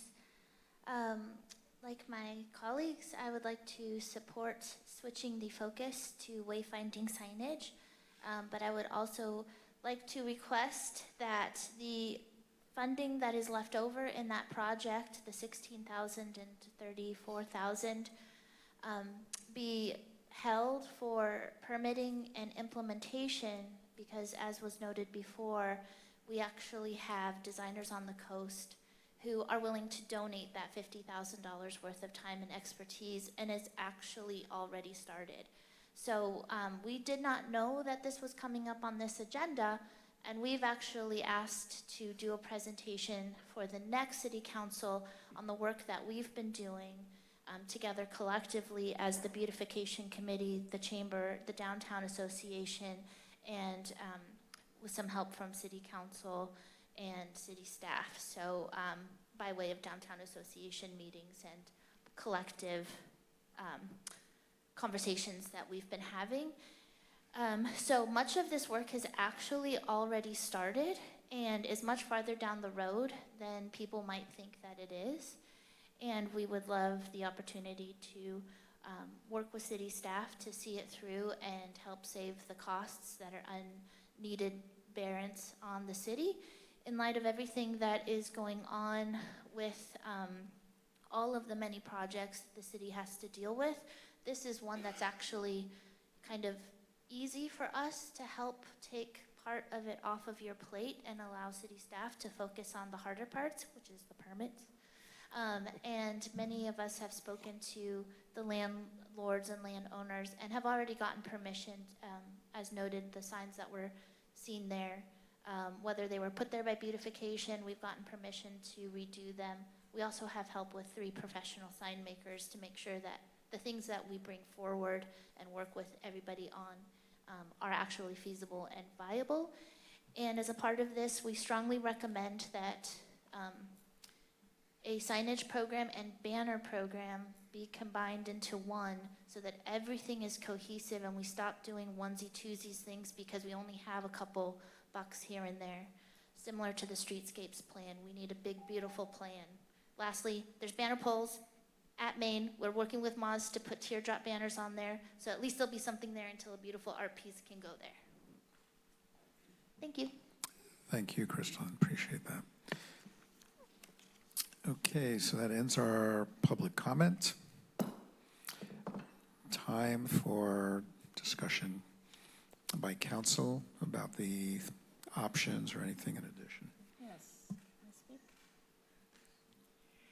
Yeah, I appreciate everything that the business operators and our chamber and our graphic designers have said tonight. My sense when I came into the meeting tonight was we don't need a monument. We need wayfinding. The idea of the monument, as you expressed, was as a wayfinder. That was why we were talking about a big monument over 92. I have an objection to a big monument anyway. When I look at what was done in the past, that photograph that we have of old Half Moon Bay with the cranes and the Half Moon Bay sign on it, that didn't look like Half Moon Bay then, and it certainly doesn't look like Half Moon Bay now. As I enter Half Moon Bay, one of the things that I am enjoying is looking here and there and finding my own way. Not that we don't need banners and signs to tell us where to go, because I already know, but a big monument isn't going to tell me I've entered a special place. What's going to tell me I've entered a special place is to embrace what we already have here, which is a small town feel, which is places like Feed and Fuel, which is, you know, the San Benito house. It's all of the different little homey places that we've got here. So I am not so sure I even want to entertain the idea of a monument. At any rate, that's a secondary question. I am strongly in favor of wayfinding. I think that a unified approach to that is critical. As Chrislyn put it, you know, little bits in here, one kind of sign on for one item and another kind of sign for another item doesn't help us. A uniform single brand, our Half Moon Bay brand, is what we need to be developing and what we need to be putting our money into. And I think I'd love the idea of using local folks to help us get there. I don't know that we can do that in an official way. I don't know how we do that. We don't want ever to show favoritism from, from the city toward one particular group of people, even if you are the best graphic designer in the world. So maybe we need to have some sort of an RFP that goes out again to pick a firm. I think that if we're talking about wayfinding,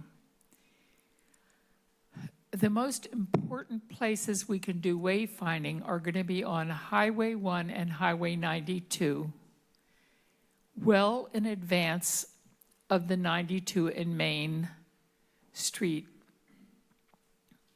intersection, but not stopping there, continuing there. So you have to, when you're at, say, the Casa del Mar neighborhood, and you're coming south on Highway 1, the first signs telling you Half Moon Bay's up ahead. Same thing with downtown, with South Highway 1. Right when you see the downtown monument that we've got at Higgins Canyon, it ought to be starting there. With Highway 92, it's got to start on the west. It's got to start well before you even drop down into Half Moon Bay. And it's got to be on both sides of the street, and it's got to be repeated and repeated and repeated so that people who are looking at something else, who are looking at their phone, who are listening to the radio, and are going to miss the first two signs, the third sign, are going to see the fourth sign. So those are my feelings, and I think that I think using local talent would be fabulous. I love that idea. I just like to see us find a way to do that that is fair and legal, both.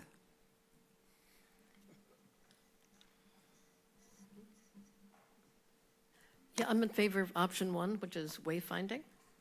I think we need to guard against like too many signs, because I think there's already sufficient sign clutter out there. So I don't think we want like a lot of signs, but I think we want signs that are strategically placed with a common design theme. And I'm really impressed that we have a lot of talent sitting here tonight and in our own community who have a very good feel for what our community is about. And I think that will better serve us than outside consultants. So I agree, if we can find a way to do that, that's legal, I think we should do that. And not just to save money, but because it involves community engagement. You know, we're working on something together to make something good.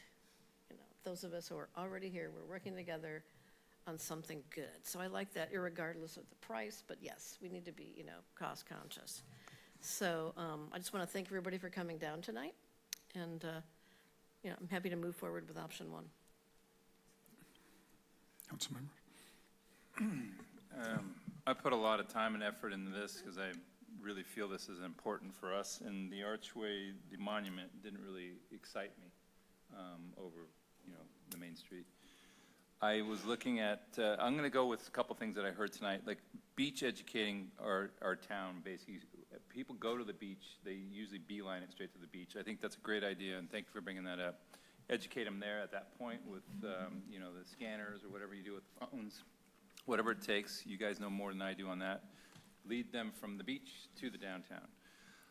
The monument and the median, I think is a great idea. Somebody brought that up. I didn't think about that, but in Truckee, they have a lot of that going on with their roundabouts. They have monuments, they have trouts, they have fish, whatever, just to promote what Truckee, and I use that because I go up there all the time. Of course, we have our pumpkin. Cameron has the one that he paid like $4,000, which was a Peter Hazel, his first pumpkin he ever did. I talked to him. He's big into Burning Man. His things go for $40,000 now. But he's a local guy, and people are utilizing Burning Man art. I know this sounds weird, but if you go to the San Francisco, the mesh lady, that's from Burning Man. If you go to the Golden Gate Park, the dragon, that's from Burning Man. If we can jump on that bandwagon right now and do something creative with Peter Hazel, who's a local and has already agreed to it, I think we should include that. I know all this finding bids and all that stuff, I get all that, but I'm just gonna go with some people that I've already talked to. I'm not pushing that way, I'm just saying I've got ideas and people that we can contact. We've got Keep Nearhands Building, which was shown on the picture here earlier, which is the one right by the Pilarcitos Cemetery, which he has one of, I think it's Keith Impink's original design that was on that building. I think we should move that out of the way and put in a large arrow and have Julie do something very creative, who did the IDS paintings, or another artist. We can get more and get bids in. A creative mural on that wall leading people saying take a left on historic Main Street. I definitely think we should be doing over the lights right by Texaco and fix the wires that are hanging down. It looks like crap. Put a sign that says historic downtown to the left, Main Street to the right. I think we should utilize that if we can get Caltrans approval. The sign over by Keith Impink did also was the one that's also shown on this picture, is the one over by Cameron's on the cross street. He did an old classic design. I brought that forward to the group. It had this Disneyland kind of look to it, old school, but not, I'm not saying we should go that way, but it had that historical look to it, which is kind of like falling apart now. He presented a new version, a new up-to-date one, which we have in our possession if you guys want to see it at some point. And to be staying consistent is what he was doing also, because the same sign that you see over by Cameron's is the same one that you see at Menidas' property. So everything kind of phases together, and as you go to Main Street, they're all that wooden structure look and that old historical look. So it's 1, 2, 3. Definitely highly recommend that we stay in sync with the same sequential the whole way through, utilizing local artists. That's what we have been doing in the past, so let's continue with that tradition, that know our town and know what our town is about, and pull in that kind of recognition. Let's see. The sign on the left side as you're coming, the first sign you're going to see when you come into town is basically going to say Half Moon Bay and our population. We should be able to try to get something below that historical downtown district like you do when you go to a national park or something, that we could say that, because we have the bridge that's historical, the brown and white signs or whatever. So that's your first one. Then you come down and you're going to see the one to the left, which I'm not too keen on, and thank you staff and Public Works for cleaning and cutting the weeds down, because now that pathway is exposed, that sign's more exposed. But when you look at the logo that's there, and I talked to Keith, you only have 3 seconds to figure out what the logo is. I, to this day, really didn't get it until I rode my bike down there. And I'm looking at the logo, it's downtown. It's a picture of downtown. We need something that's quick, 3 seconds.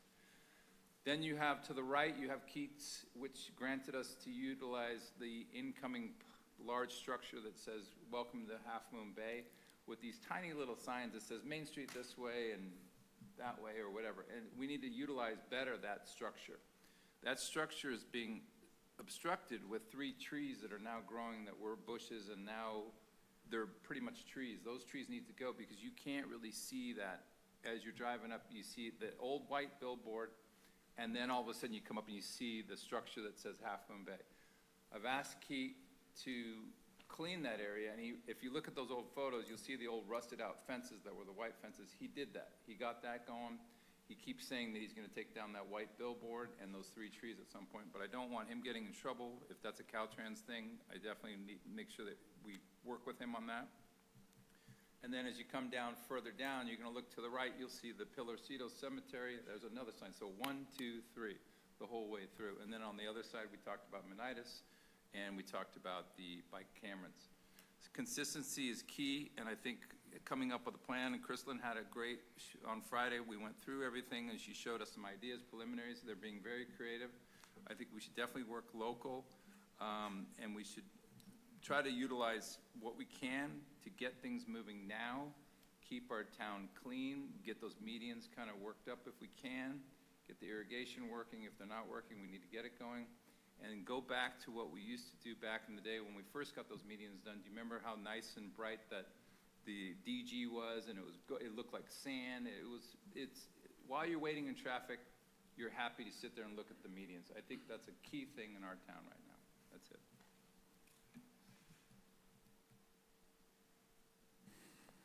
Thank you. Paul?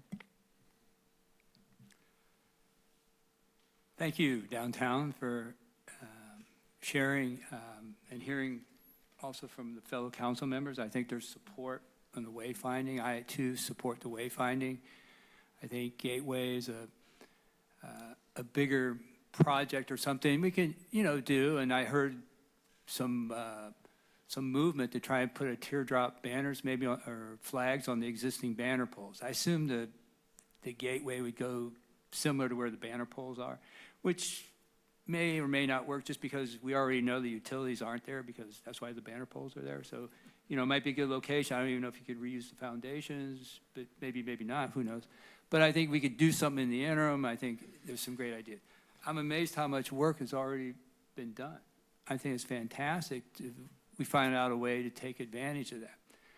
I believe, though, regardless of what we do, I would assume some specific sign program would still have to go to the Planning Commission, right? Yeah, no matter what we want to do, there's got to be a process. Right, so there is there. So I think we got to agree on what the signs will be, and we can bring that would probably go to the Planning Commission.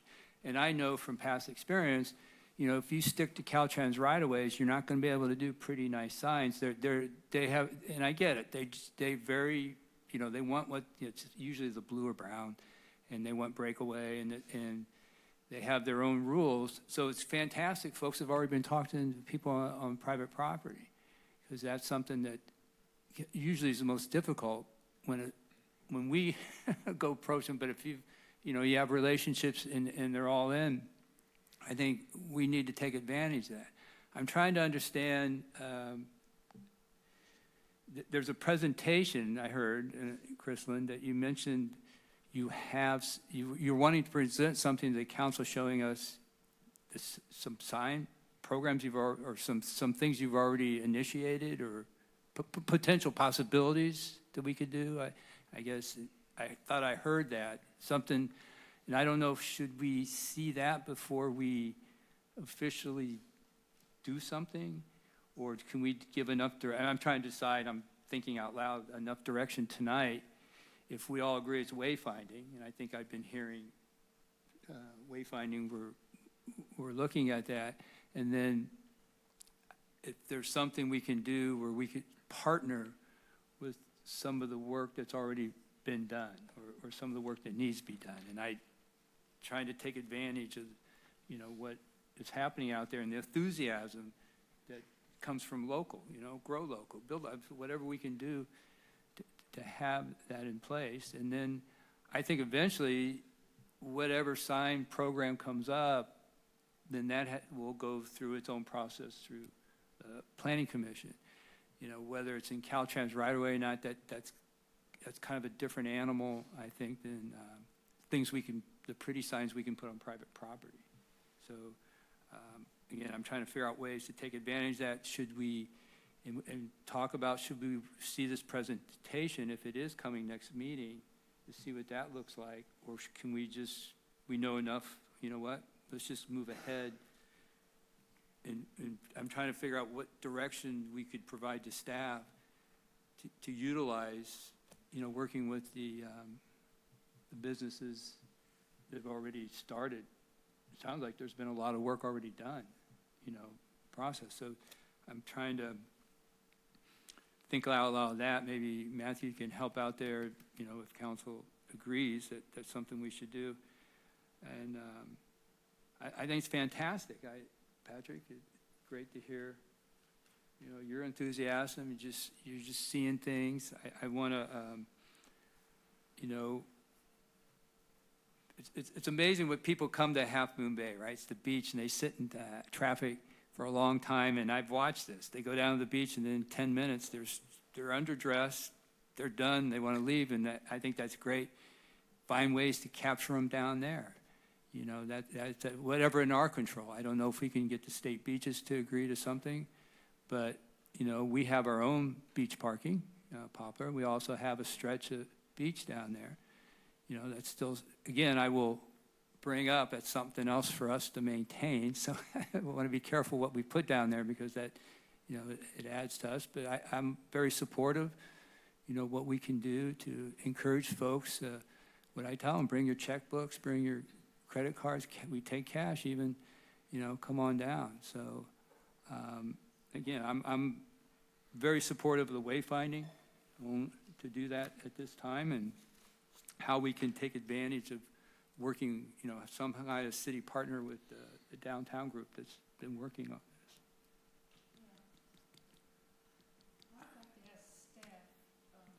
Question about how we legally go ahead with the group that's already come up with some ideas.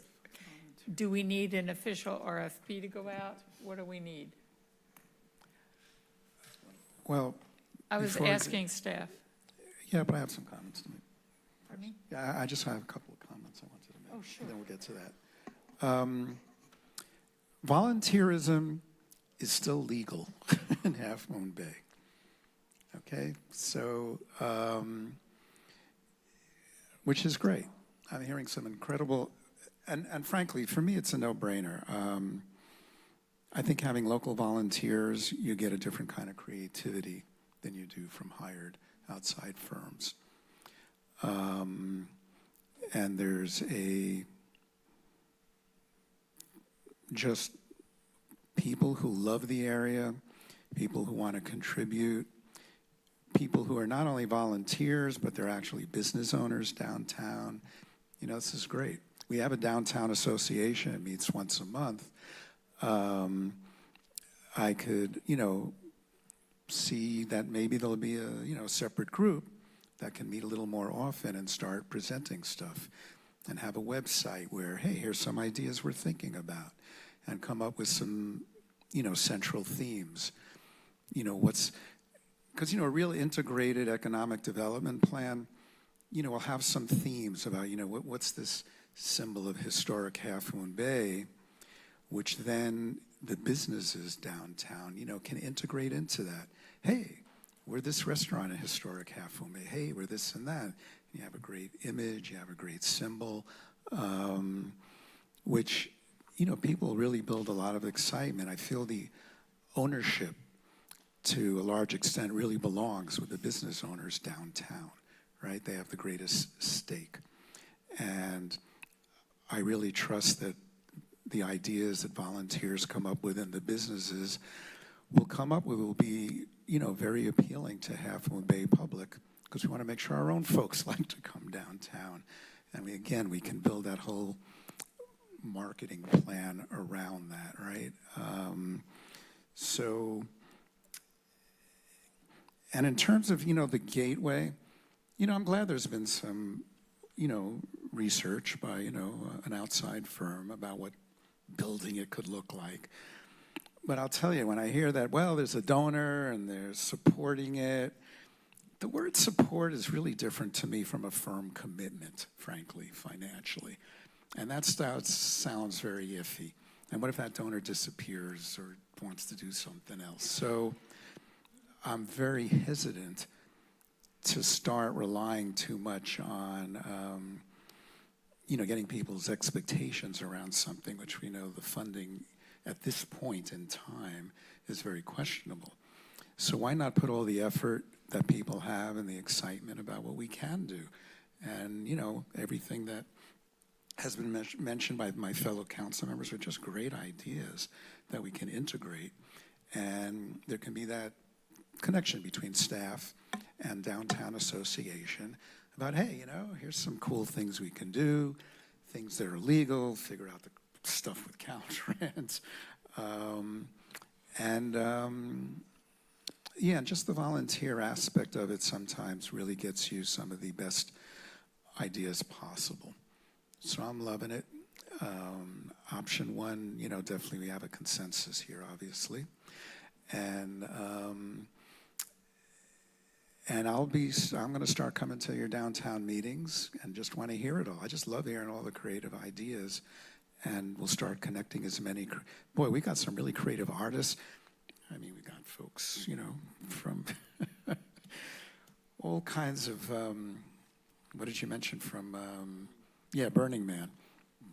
Can't compete with the creativity of Burning Man, folks. So I like it. And thank you. Thank you for coming tonight.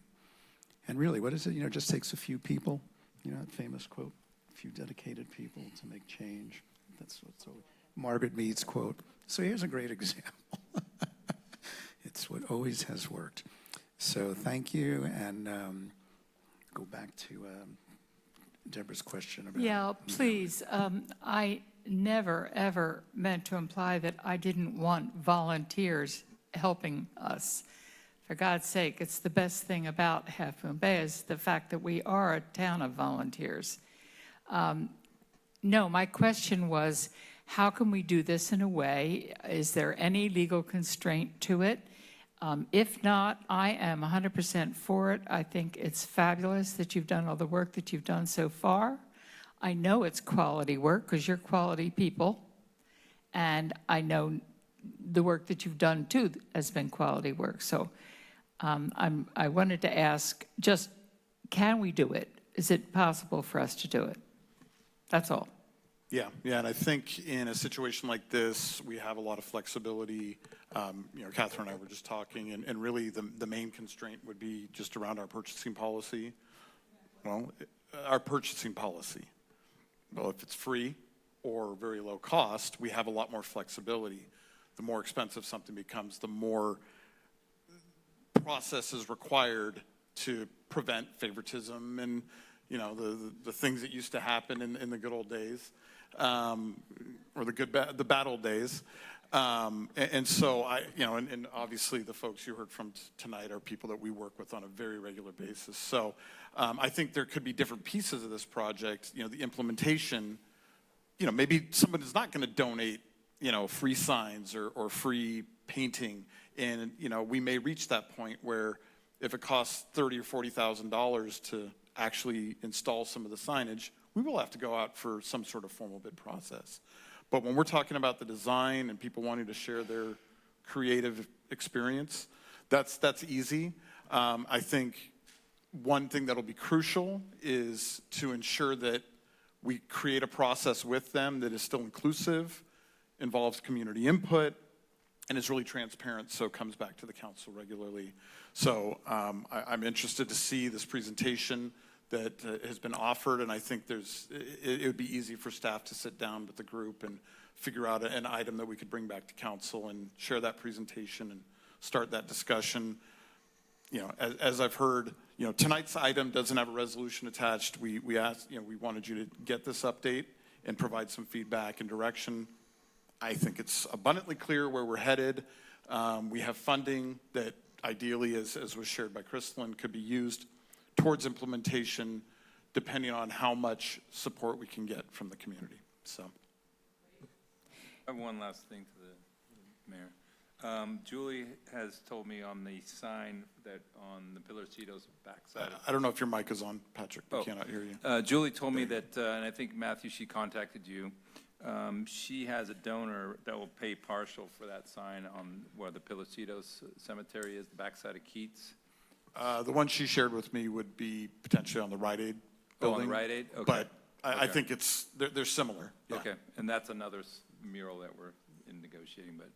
And that's a good example of the cost of that. If the city were involved in it, we would have no choice but to go out. We can't just sole source that. Okay. And her and I have talked about it. She gets that. Okay, She was I just part wanna of a make sure process with us that's previously. out on the So. table. All right, thanks. But couldn't the private property owners just do it themselves? I mean, they'd have to go through the planning process. right. But yeah, Okay. if the city's not funding it, yeah. Okay. So do you want to bring up option one and just, again, on the screen? There we go. Do we need to do any noodling here on where we're going to put these funds, the remaining contract? Well, we don't have to make that decision now, right? Motion to approve option one. Second.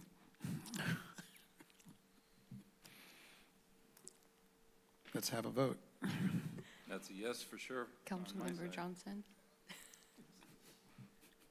Councilmember Johnson? Yes. Councilmember Nagengast? Yes. Councilmember Penrose? Absolutely. Vice Mayor Reddick? Yes. Mayor Brownstone? Yes. Motion carries.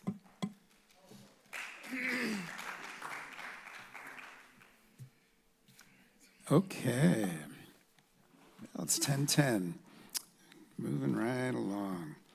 Item 10C, Highway 1 North CIP Project Design Agreement Amendment. All right, see ya. Do we need a staff report on that? How about a short staff report? 188,000. I'll try and be brief. I'm an engineer, though, so it's No perilous penalty. territory. No penalty for brevity.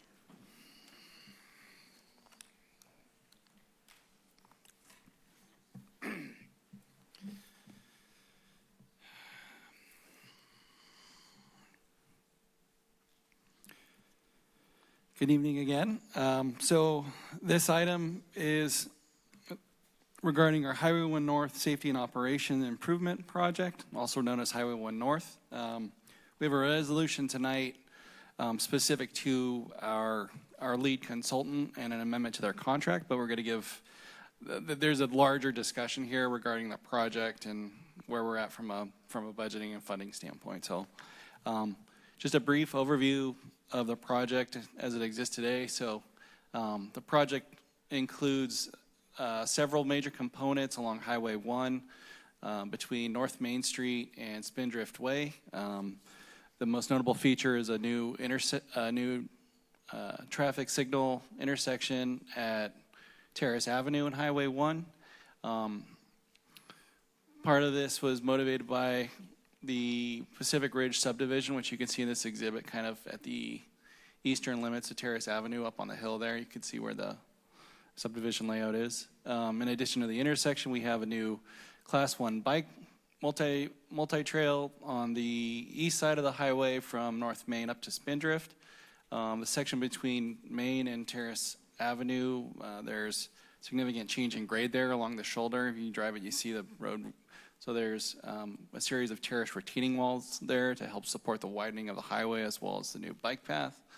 On the west side of the highway, there's some reconfiguration of the existing bike path to make way for connection to the Terrace Avenue intersection from the north with an extension of the frontage road through the Andriotti kind of pumpkin farm there where the existing turnout onto the highway exists today. And also from the south, Grand Boulevard would head northward and tie into that same intersection. Next slide.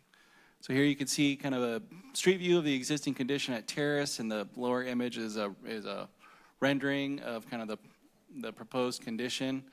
So here you can see kind of the realignment of the southbound Class 1 trail, as well as the extension of the frontage road to this intersection, and kind of off in the distance you see where Grand Boulevard kind of comes up from the south. This intersection also provides kind of this mid-block crossing, allowing pedestrians east-west from the neighborhood and access to the northbound bus stops. Similar image looking at Main Street northward. You could see to the right of the image where the Class 1 extends kind of parallel to the existing highway and drops down following existing grade with that retaining wall condition. And then some minor improvements at the center island here. The new traffic signal at Main Street and the new signal at Terrace Avenue are tied together and will be synchronized as part of the project. This is kind of just an overview of some of the stages of construction you can see.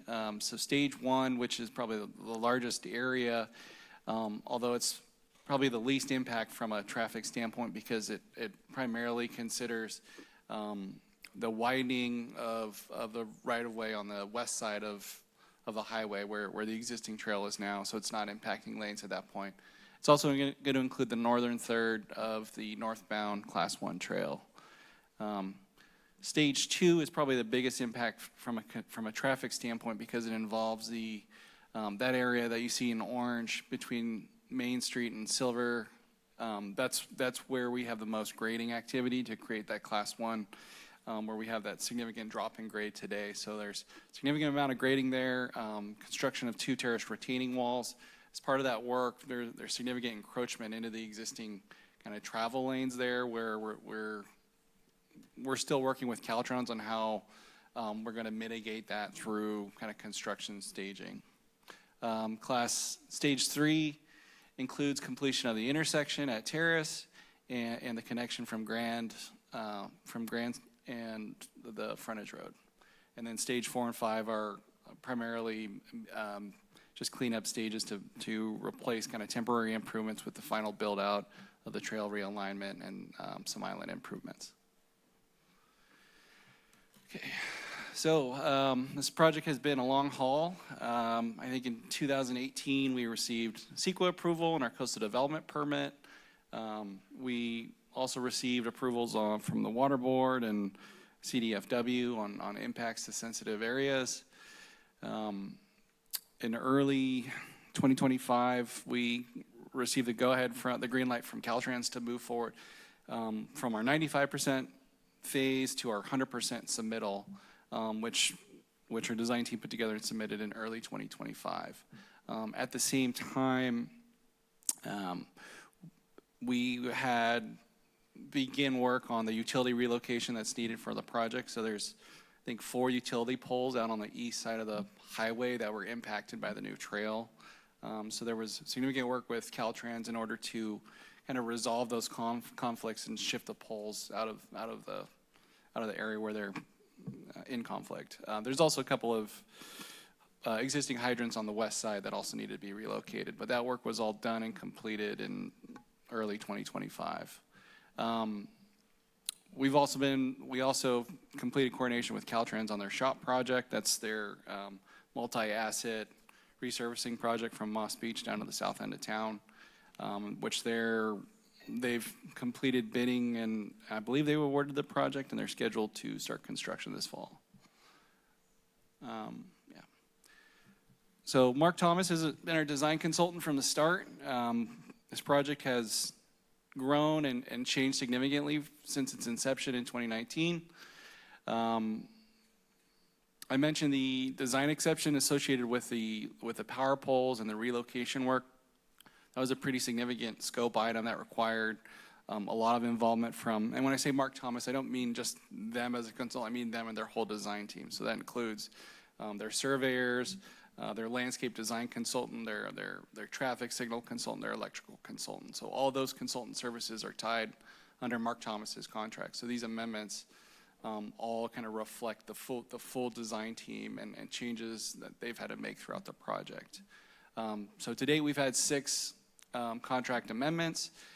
Tonight's item is considering Amendment 7 to their contract, and this is in response to our 100% design submittal to Caltrans, which was earlier in 2025. So there's 3 main funding sources for this project. The largest contributor has been San Mateo County Transportation Authority. So they started allocating funds for this project back in 2012 before we even started, or when we were just getting into environmental and conceptual design. And those funds were contingent on getting our coastal development permit approved and our CEQA process approved. And so I think in 2019, once those processes were done, they started to, we entered agreements with the TA for initial design funds and preliminary construction funds. In 2022, they added an additional $4 million to their original construction budget, which got us to the 8.4 you see up there. The city funds have primarily been our match contribution to for those TA grants. And then the Pacific Ridge subdivision I mentioned had a series of impact fees associated with the impact and requirement to build a new intersection at Terrace Avenue, as well as just general traffic impacts, which amounted to $3.1 million. On the right-hand side, you can see project expenses to date. So the project has kind of exceeded its original design budget and has been dipping into the construction budget for some time now. Yeah, I'll just leave it at that. Thanks. So This is the tough part. We're at a bit of a crossroads here with this project. We've had construction cost estimates in 2020 at, I think, $8 million, and in 2022 it went up to $10 or $11 million.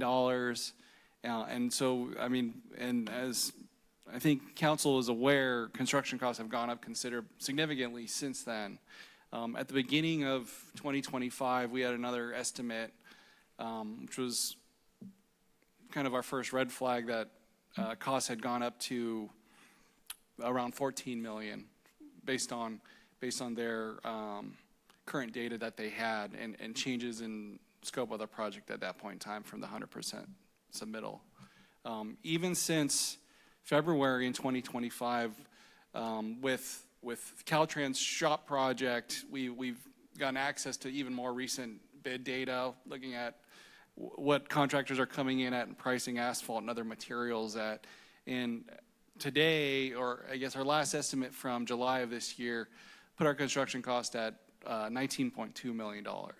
So combined with the anticipated cost of construction support, hiring consultants for construction management, geotechnical services, material testing, as well as kind of support from our consultants through preparation of bid documents and response to contractor questions and any value engineering that goes in through the bidding process. We're looking at, currently we have a budget shortfall of about 11.2 million. So the good news is we've shared all of this info with our original grant funder, the Transportation Authority, and they've expressed strong support for the project. This has been on their, as I mentioned, this has been on their list since 2012, that they've been wanting to see this project completed. And I'm going to turn it over to Maz. He can provide a little bit more detail about those discussions and where we're at. Thank you, Dale. I just wanted to mention that, yes, so there's going to be an additional call for highway improvement project funding from the SMCTA. That's shown here on September 12th. So we will be bringing back a resolution of support to submit for that grant opportunity. We've been talking with the TA staff in advance of this funding shortfall because we obviously wanted to make them aware of where we're at, what we're looking for. And so as part of the conversation, there's going to be a local match requirement that they'd be looking for as well. Generally, it's 10%, so 10% of 11.2 is $110,000. We could be at as low as we could be looking at 1.1 million. We could be looking at as low as 5%, but realistically, we need to provide something, and that's something that we're going to be looking at internally and bringing back as part of that resolution of support prior to the submission of the September 12th. So we'll be back with more information on where we're looking at utilizing funding sources. We could be looking at some gas tax funding that we can use for roads and highways. We have our street fund that's been something that's accumulated over time.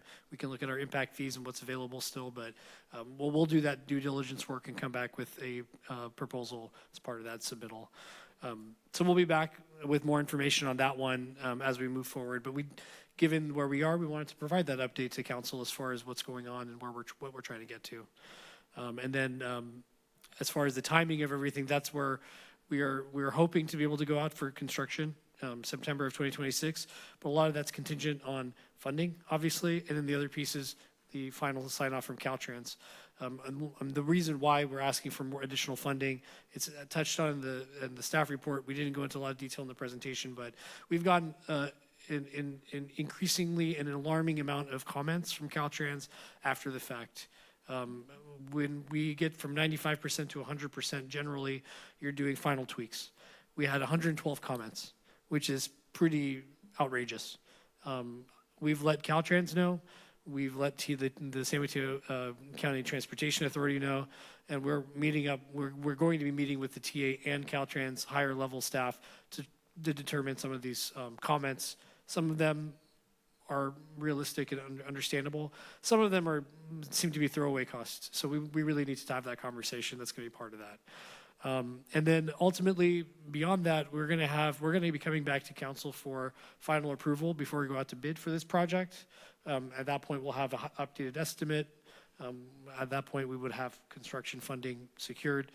So we're going to be coming back to council a couple more times with this project as we move forward. Don't want to, without spending too much more time going over this. So again, our recommendation is to award this amendment number 7 so we can finalize the remaining contract requirements and permitting, receive that encouragement permit as we continue to work on the funding for construction. I think that's it for us. If you have any questions, we're happy to answer. So what would we do if we don't get the Transportation Authority money? I mean, I think we will. They're a good partner. They've been committed all the way through. But what would we do if for some reason that money didn't come through? We would, I mean, that's a great question. And I think we have to continue seeking funding opportunities. There's going to be highway safety improvement funding that's coming through from the state level and federal government. Those come through, I think, every 2-year cycles. I think there was one last year, and there'll be another one next year. So There's the ATP and the ATP is another one, the Active Transportation Program. That's a state-funded funding opportunity that's pretty significant. Although I will say this, hopefully I don't get in trouble with our TA staff. This is an older project that has been on the books for so long.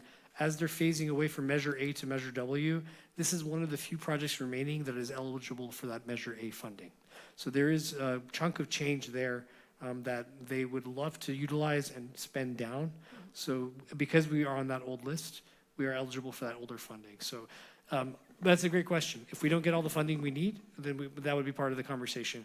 Do we have the local means? Likely not. It's pretty tight already to come up with a local match. I think our function would be to start looking at other funding sources with larger entities and grantors. Great, thanks for that answer. Then in the resolution, it talks about basically the history of the project. And what I would like to know is, so what happened between October 4th, 2012 and 2018? There's like 6 years there when this first project comes up. That's a great. We start moving forward on. That's a great question. So what happened, so I came on board in 2018, and but I can share a little bit of what happened. So 2012, this Highway 1 project was not just this scope that you see here. It was actually a much larger scope that actually went all the way down to the southern Main Street Highway 1 intersection. And so what happened between 12 and 18 was these two projects separated into two separate projects. In the middle of that, Poplar Street was also part of it. It was unsignalized at that point, but obviously Caltrans came and did some improvements there. So that kind of came off the list too. So then what happened between 12 and 18 was those two things became two separate projects. The Highway 1 South, as you all know, did move forward with construction. It was built in 2020. And I mean, it's amazing the funding, how this construction funding has changed. 5 years, that's what we're talking about, right? That project was $3.5 million. Right now, I think if you bid that project, it's probably close to 7. Smaller scale, you don't have the retaining wall elements that we have on Highway 1 North, but it's just really telling about the economic climate we're dealing with. But that's what happened as far as the timing there. And so since 2018, there was a lot of utility relocations. We didn't have the same amount of utility relocations on the South project. That was one component that slowed us down quite a bit. And then unfortunately, this back and forth with Caltrans has really not been helpful either. Very useful history. And then I just want to say I was glad to hear that you're pushing back on all the recent, comments from Caltrans. I think you really need to set the record straight with them about, stuff you've already cleared with them, and try to minimize any additional changes. I'm glad you're working on that. Glad to hear that. It's really tough with Caltrans. I worked on a project with them, 5 different project managers in 18 months. It's a tough agency to work with. So. Thanks for hanging in there. That's all I got.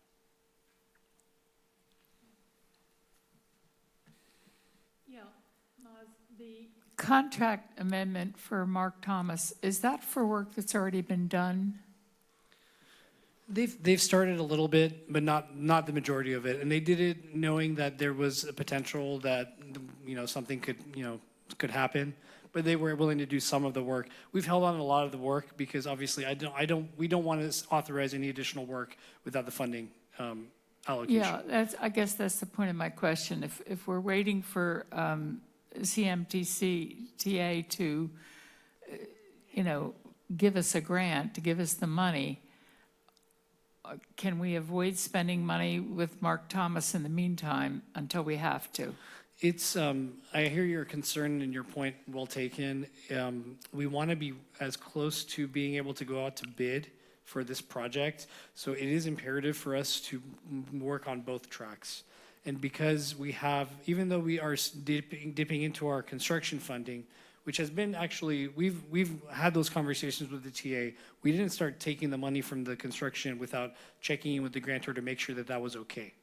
And so that's why we've been doing that. And now we're at the point where we kind of need to finish the package, get the encroachment permit from Caltrans, and get the funding at the same time. With the uncertainty of construction bidding, we want to be able to have both of those in hand, ideally right at the same time, and then jump right into going out to bid. So unfortunately, unfortunately, we do want to move forward with the design, finalize that as we continue to seek at the same time the remaining funding necessary for construction. Okay, so it's not necessary, but it's something that would be nice. Yeah, I'm not quite sure I understand. I guess I would say it's, is it absolutely necessary? No, but it puts us in a disadvantage to not have the design and permitting in hand, which we will not be able to do without the amendment. Okay, thank you. And on that same topic, I think it's important to show our continuing commitment and skin in the game vis-a-vis the Transit Authority and the Board of Supervisors, who may allocate some of that extra funding down the road, but that we're fully committed.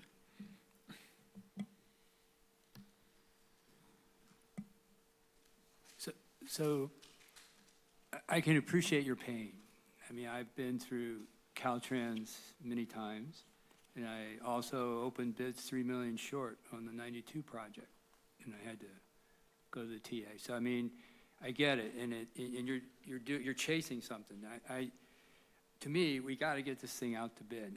I'm a little worried about the shop project. I don't know where they're going to be. I saw anticipated construction. You were shooting for spring of 2026. Will they leapfrog you if you're already out there? I don't know if you don't have to answer that question, but it's just kind of out there. And then we've said this before, but we're going to have to really communicate this out to the public. This is a big deal. This might be the biggest project city's done, 21 million. I'm not sure what else. I think the only project that was larger was the library. Yeah. So Since the library, this is the biggest project, absolutely. Yeah. So I mean, it's up there. I guess if you wait another 5 years, it might be, but I'm not saying to do that. Have you ever looked at possibly phasing this if funding just went kaput? I think we've talked about it high level, but these elements are so critical to each other. It's really challenging. I mean, the signal, you've got the Class 1 facility that was promised to the community. Well, I know that one. It's a tough one to be able to do that. And I don't know how much you would save in the long run if you tried to phase it. Right. That's something that we would have to look at if the funding's not available. Right. Okay. I mean, maybe we have to consider that, but right now our goal is to really push forward and try to get as much funding as possible. Right. And council, I think, is telling we'll support what we can on our end, but I do my bit with Caltrans. Whether that's supporting or not. But I mean, I do what I can, and I've also talked to our Assemblyman Berman and Senator Becker about, they always ask me, what's your biggest complaint? I said, it's Caltrans. I said, it's very hard to go through the process you're going through, because here you're almost there and you got 100-something comments. That's unbelievable. Yeah. So you got to keep pushing forward, we'll support where we can, and I just think this is a great project. And this is where I'm also concerned about our money. Of course. I get it. And whatever you can negotiate with them to lower that 10% to something lower, I think would be really. Absolutely. I mean, Dale reminded me, the TA, I mean, this is where you feel that they are really anxious to get this project done. The TA asked us as staff, what if we can get you the money? Would you be able to go out to bid in November? Huh? And unfortunately, I don't see it happening with the comments we have with Caltrans, but that's just telling of where they are as far as their desire to see this project built.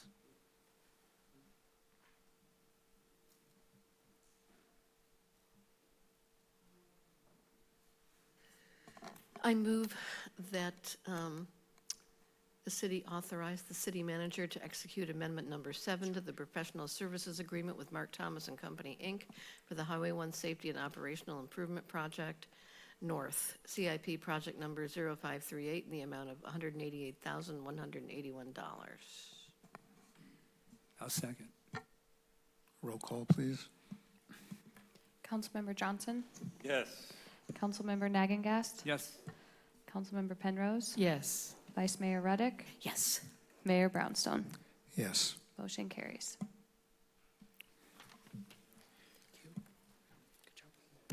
Oops. Next item on our agenda is the purchase of a new all-electric Yes, please. Ford Transit van. I think we've had a pretty full report on this, am I right? So just have Yeah, I think just an update here? Todd will be as eager as you to provide a very quick update since our last report on this and get to a decision. Is that a fair assumption, Todd? You don't need your day in the spotlight right now? Todd, I thought you were going to take it on a test drive and drive it in here to show us all the features. Good evening, Mayor Brownstone, council members. My name's Todd Seeley. I'm the Public Works Superintendent, and we are here to come back to you and kind of discuss the option of acquiring a new 2026 Ford E-Transit van. These are some of the recycled slides from last time. We'll kind of just go over through these real quickly. The current recreation truck is the second oldest piece of equipment in our city's fleet, and it's outused its useful life by years. It's not ideal for the recreation department's operations based on the size, and it was previously budgeted in 2024, or FY24, excuse me, but we did have some budgetary issues that we had to address with those funds, so that's why we're back here today. Next slide, please. The new ban benefits. The purchase would allow for the removal of a gasoline vehicle from the fleet. The state is getting harder and harder with their requirements, and replace it with a zero tailpipe emission van. Currently, Public Works Maintenance, our maintenance guys that are out there on a daily basis, they spend about 200 hours a year supporting the recreation department because of the physical size of the truck that they have now. The new van would eliminate this need, and as we mentioned, the new van purchase would get the city ahead of state mandates mandated by the California Air Resources Board with regards to electric vehicle purchases. That's some pictures of the existing truck that we currently have. The 2004 Ford Ranger. It only has about 46,000 miles on it, but as you can see, it's seen better days. Just another slide showing the bed and the condition that it's in. This is the proposed 2026 Ford E-Transit van. It is a plug-in all-electric vehicle. Plenty of wheels or cargo space in the back. Has a 148-inch wheelbase, so plenty of room to carry on around anything that our recreation folks could possibly think of. At the last time that we came to talk with you guys, we were asked to look at getting quotes from different dealers. We did so. Town Ford came in the lowest bid, $56,451. Unfortunately, one of the folks that we reached out to was non-responsive. That was Ceremony Ford, and they were non-responsive for both purchase and for leasing, and the leasing prices are shown in the next slide. Or maybe not. There we go. The leases are a little more difficult to try and compute, but the total cost of ownership basically shows what the lease price is per month, plus the residual, which is any amount left over if you decide to purchase that vehicle. If you don't decide to purchase that vehicle after the term of the lease is expired, then you can just enter into another lease and keep it going in perpetuity. Discussion about the lease. Pros, it's a small upfront expenditure. There's very small down payments. Some of them didn't even, two of the folks that we reached out to didn't have any down payment.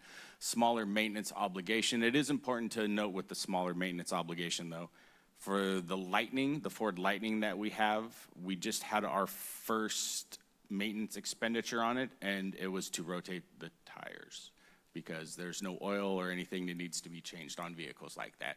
So 2.5 years in, and we spent $60 total on maintenance costs on that vehicle. The cons, greater total cost of ownership, no ability to outfit the vehicle to meet operational needs. When you're leasing a vehicle, in a perfect world, we'd like to possibly modify the back of the cargo area somehow with straps and tie downs and stuff like that, possibly even maybe some jump seats, for lack of a better term. Think like a cargo airplane in the military where they have seats that pull down on the side. It's possible that we could consider that. That would be important in an emergency situation because we could carry more people around if we had to get people out of town.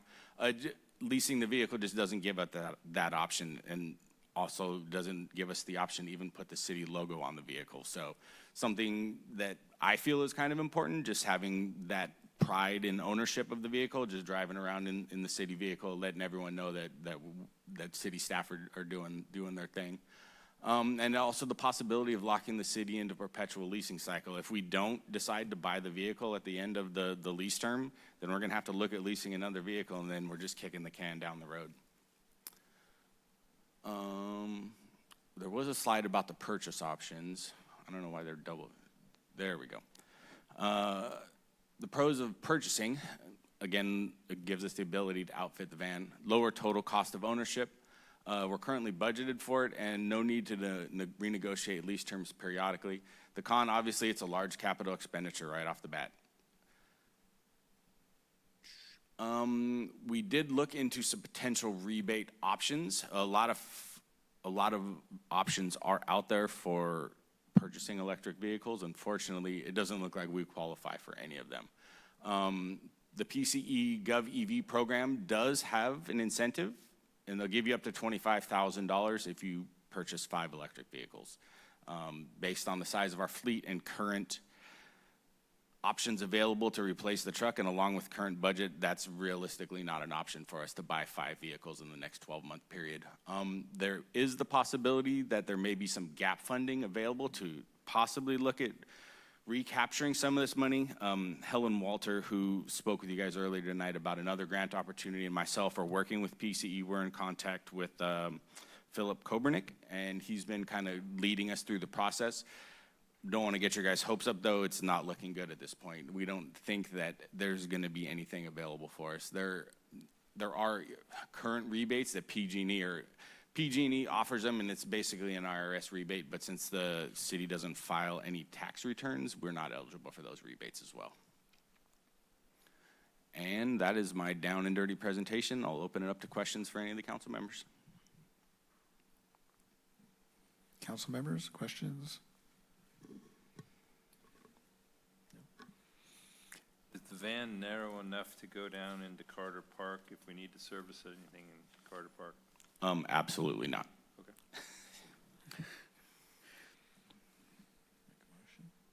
Discussion?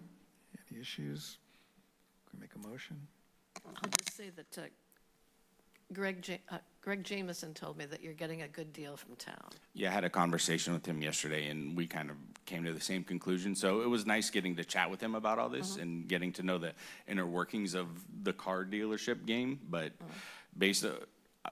honestly, I was quite surprised by the price as well, and that was part of the discussion that I had with Greg, and he agreed. He's, you know, you guys are getting a great price. There's nothing that we could even do to come close to that. So. How long will the van last?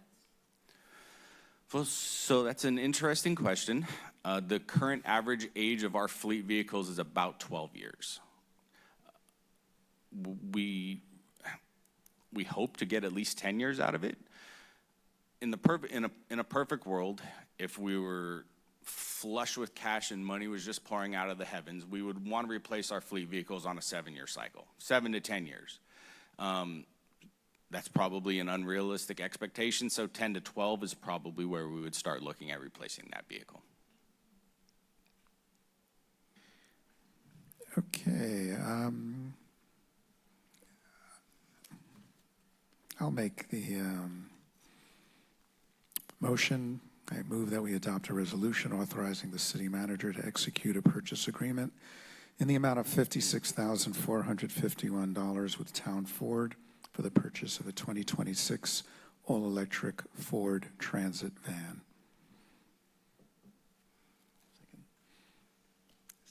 Second. Roll call, please. Councilmember Johnson? Yes. Councilmember Naggingast? Yes. Councilmember Penrose? Yes. Vice Mayor Reddick? Yes. Mayor Brownstone? Yes.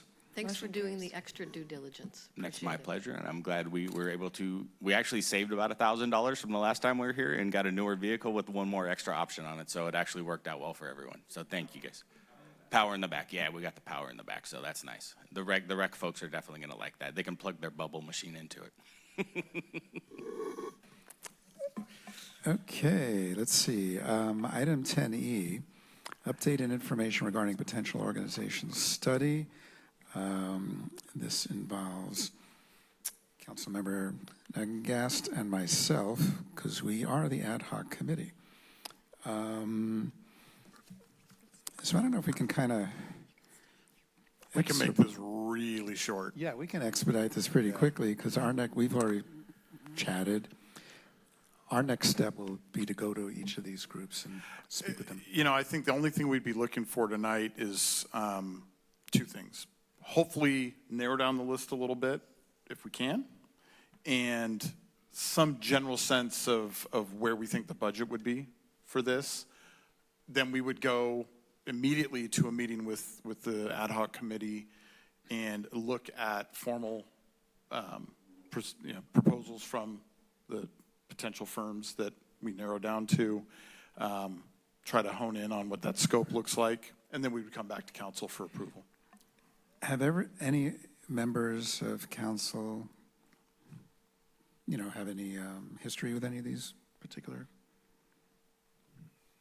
vendors? I do with Citygate. I mean, obviously, What? Citygate. Yeah. I mean, they're well qualified, and obviously their costs are showing it. And I'm not saying any of the others aren't qualified. I don't know how these guys sometimes come up with the numbers game, and how they have how they figure out. To me, it's what fits best for Half Moon Bay, and that's something I thought we would look at. Yeah, Matthew, it's hard to narrow down without us knowing, between 20,000 and 200,000 and knowing what we're really getting. Mayor, if I could add something. So the matrix actually came through, they had sent they sent their informational material to the wrong address, so that I got it today, and their cost is between 65 and 120. So I think the average costs, the three that show the average, are kind of between $60,000 to $100,000 for the study. And I think with Citygate, they're very advanced. I've worked with them as well when I worked for the Alameda County Fire Department, and they're very advanced. They have well-trained, exceptional staff. But the reason they're high cost is because they do use a lot more staff than the other consultants. The other consultants are a bit smaller, but they're still as experienced as Citygate. And so they're all, with the exception of Citygate, and Peter still hasn't gotten to me his information, and I'm still following up with him. But I think the other three are the average that you'll see about with cost between 60 to 100,000. I think it just also, we dictate the proposal, we dictate what we need, and the committee would do that, would meet with them, kind of see what they're offering. I don't want to say there's a shopping list, but you kind of dictate how you would see the proposal going. They lay out a couple different options. And so the committee would actually be able to work within whatever budget the council decides to set for this. And I think that's where it is. I know narrowing it down would be limiting because of the information we have here, but I think it's clear that Citygate is just a very high-level proposal, and it is going to come in high no matter what. If you're looking for a recommendation, I would narrow it down to Jacob Green and Associates, MRG, and Matrix. They're all in the same ballpark. We know they're all qualified, and I think we could, with the ad hoc committee, very quickly sit down and look through some of their more formal materials that they submitted and kind of create a scope that then the three of them could hone, really formalize bids on. Yeah, it's always an issue working when I've done vendor management. Just having a lot of staff at one meeting charging each their hourly rate kind of amps up the price, right? So if others can come out with similar results with less people in the room each time. So I went to all their websites, and for me, only Matrix had the services that seemed to be applicable to what we're seeking, and that is a staffing analysis and a management assessment. You know, I think we would want to be careful about, you know, sort of like Jacob Green talked about this, you know, cool app thing, you know, survey. I think we just want to make sure that we're getting what we need to make some decisions. And for me, that's staffing and management analysis. You know, the size of our staff, what do they do, how do they do it, who is management, how many, you know, that's, and is it, you know, does it comport with our budget? And Matrix had previous experience with the city. So, you know, to the subcommittee, you might decide against Matrix, but at least keep in mind that I think, for me anyway, the two most important things are the staffing analysis and the management assessment, so. And Lisa, I'm sorry, you said Matrix was between 65 and 100K? Yes. Okay, just to double, I thought They you just said- sent that in today, otherwise it would have been in the staff report. Right, okay. Oops. Oops. That's all Paul and I need to know for now, and we'll just, yeah. I'm not sure why we need to spend $65,000 when there was a $20,000 option. The $20,000 number that you see for Peter Rogerson was Yes. just informally given to Lisa on a phone call. He's never provided an actual document like the other ones did. So we don't know what, when he provides a more formal proposal, what that looks like, and it could be more. That 20,000 was extremely vague, what that would entail, but it's the only number we got from him. I'd love to follow up on that, though, because if we can get it for 20,000 instead of 65, I think that'd be great. Sure. Adding a fourth to the mix isn't that big of a deal. Yeah. I do think that that might be Thanks. a sign that they're not interested. Yeah, That they're and not interested. yeah. So easy for the ad hoc committee to look at with staff, and we can be pretty nimble with the ad hoc committee, so. And I'm pretty good at following up with phone calls until they feel they have to call me back, even if it is to tell me they're not interested. Great. Okay. Then I think staff has enough. We have enough. Nothing more to say. That's all we're looking for. So next steps, we'll immediately schedule our first ad hoc committee meeting. Before we do that, we'll send you the formal proposals, the more formal proposals. They're not based on a scope of work yet, but that'll help prepare us to hone that in, request formal proposals based on a more refined scope of work, and have Great. apples to apples to compare. Sounds great. Thank you. Great. Moving on. Any commission committee updates? Not tonight. I'll just say we have a Recreation Commission meeting next Wednesday night, and we'll be talking about the future of Carter Park and fundraising and their priorities for the rest of the year.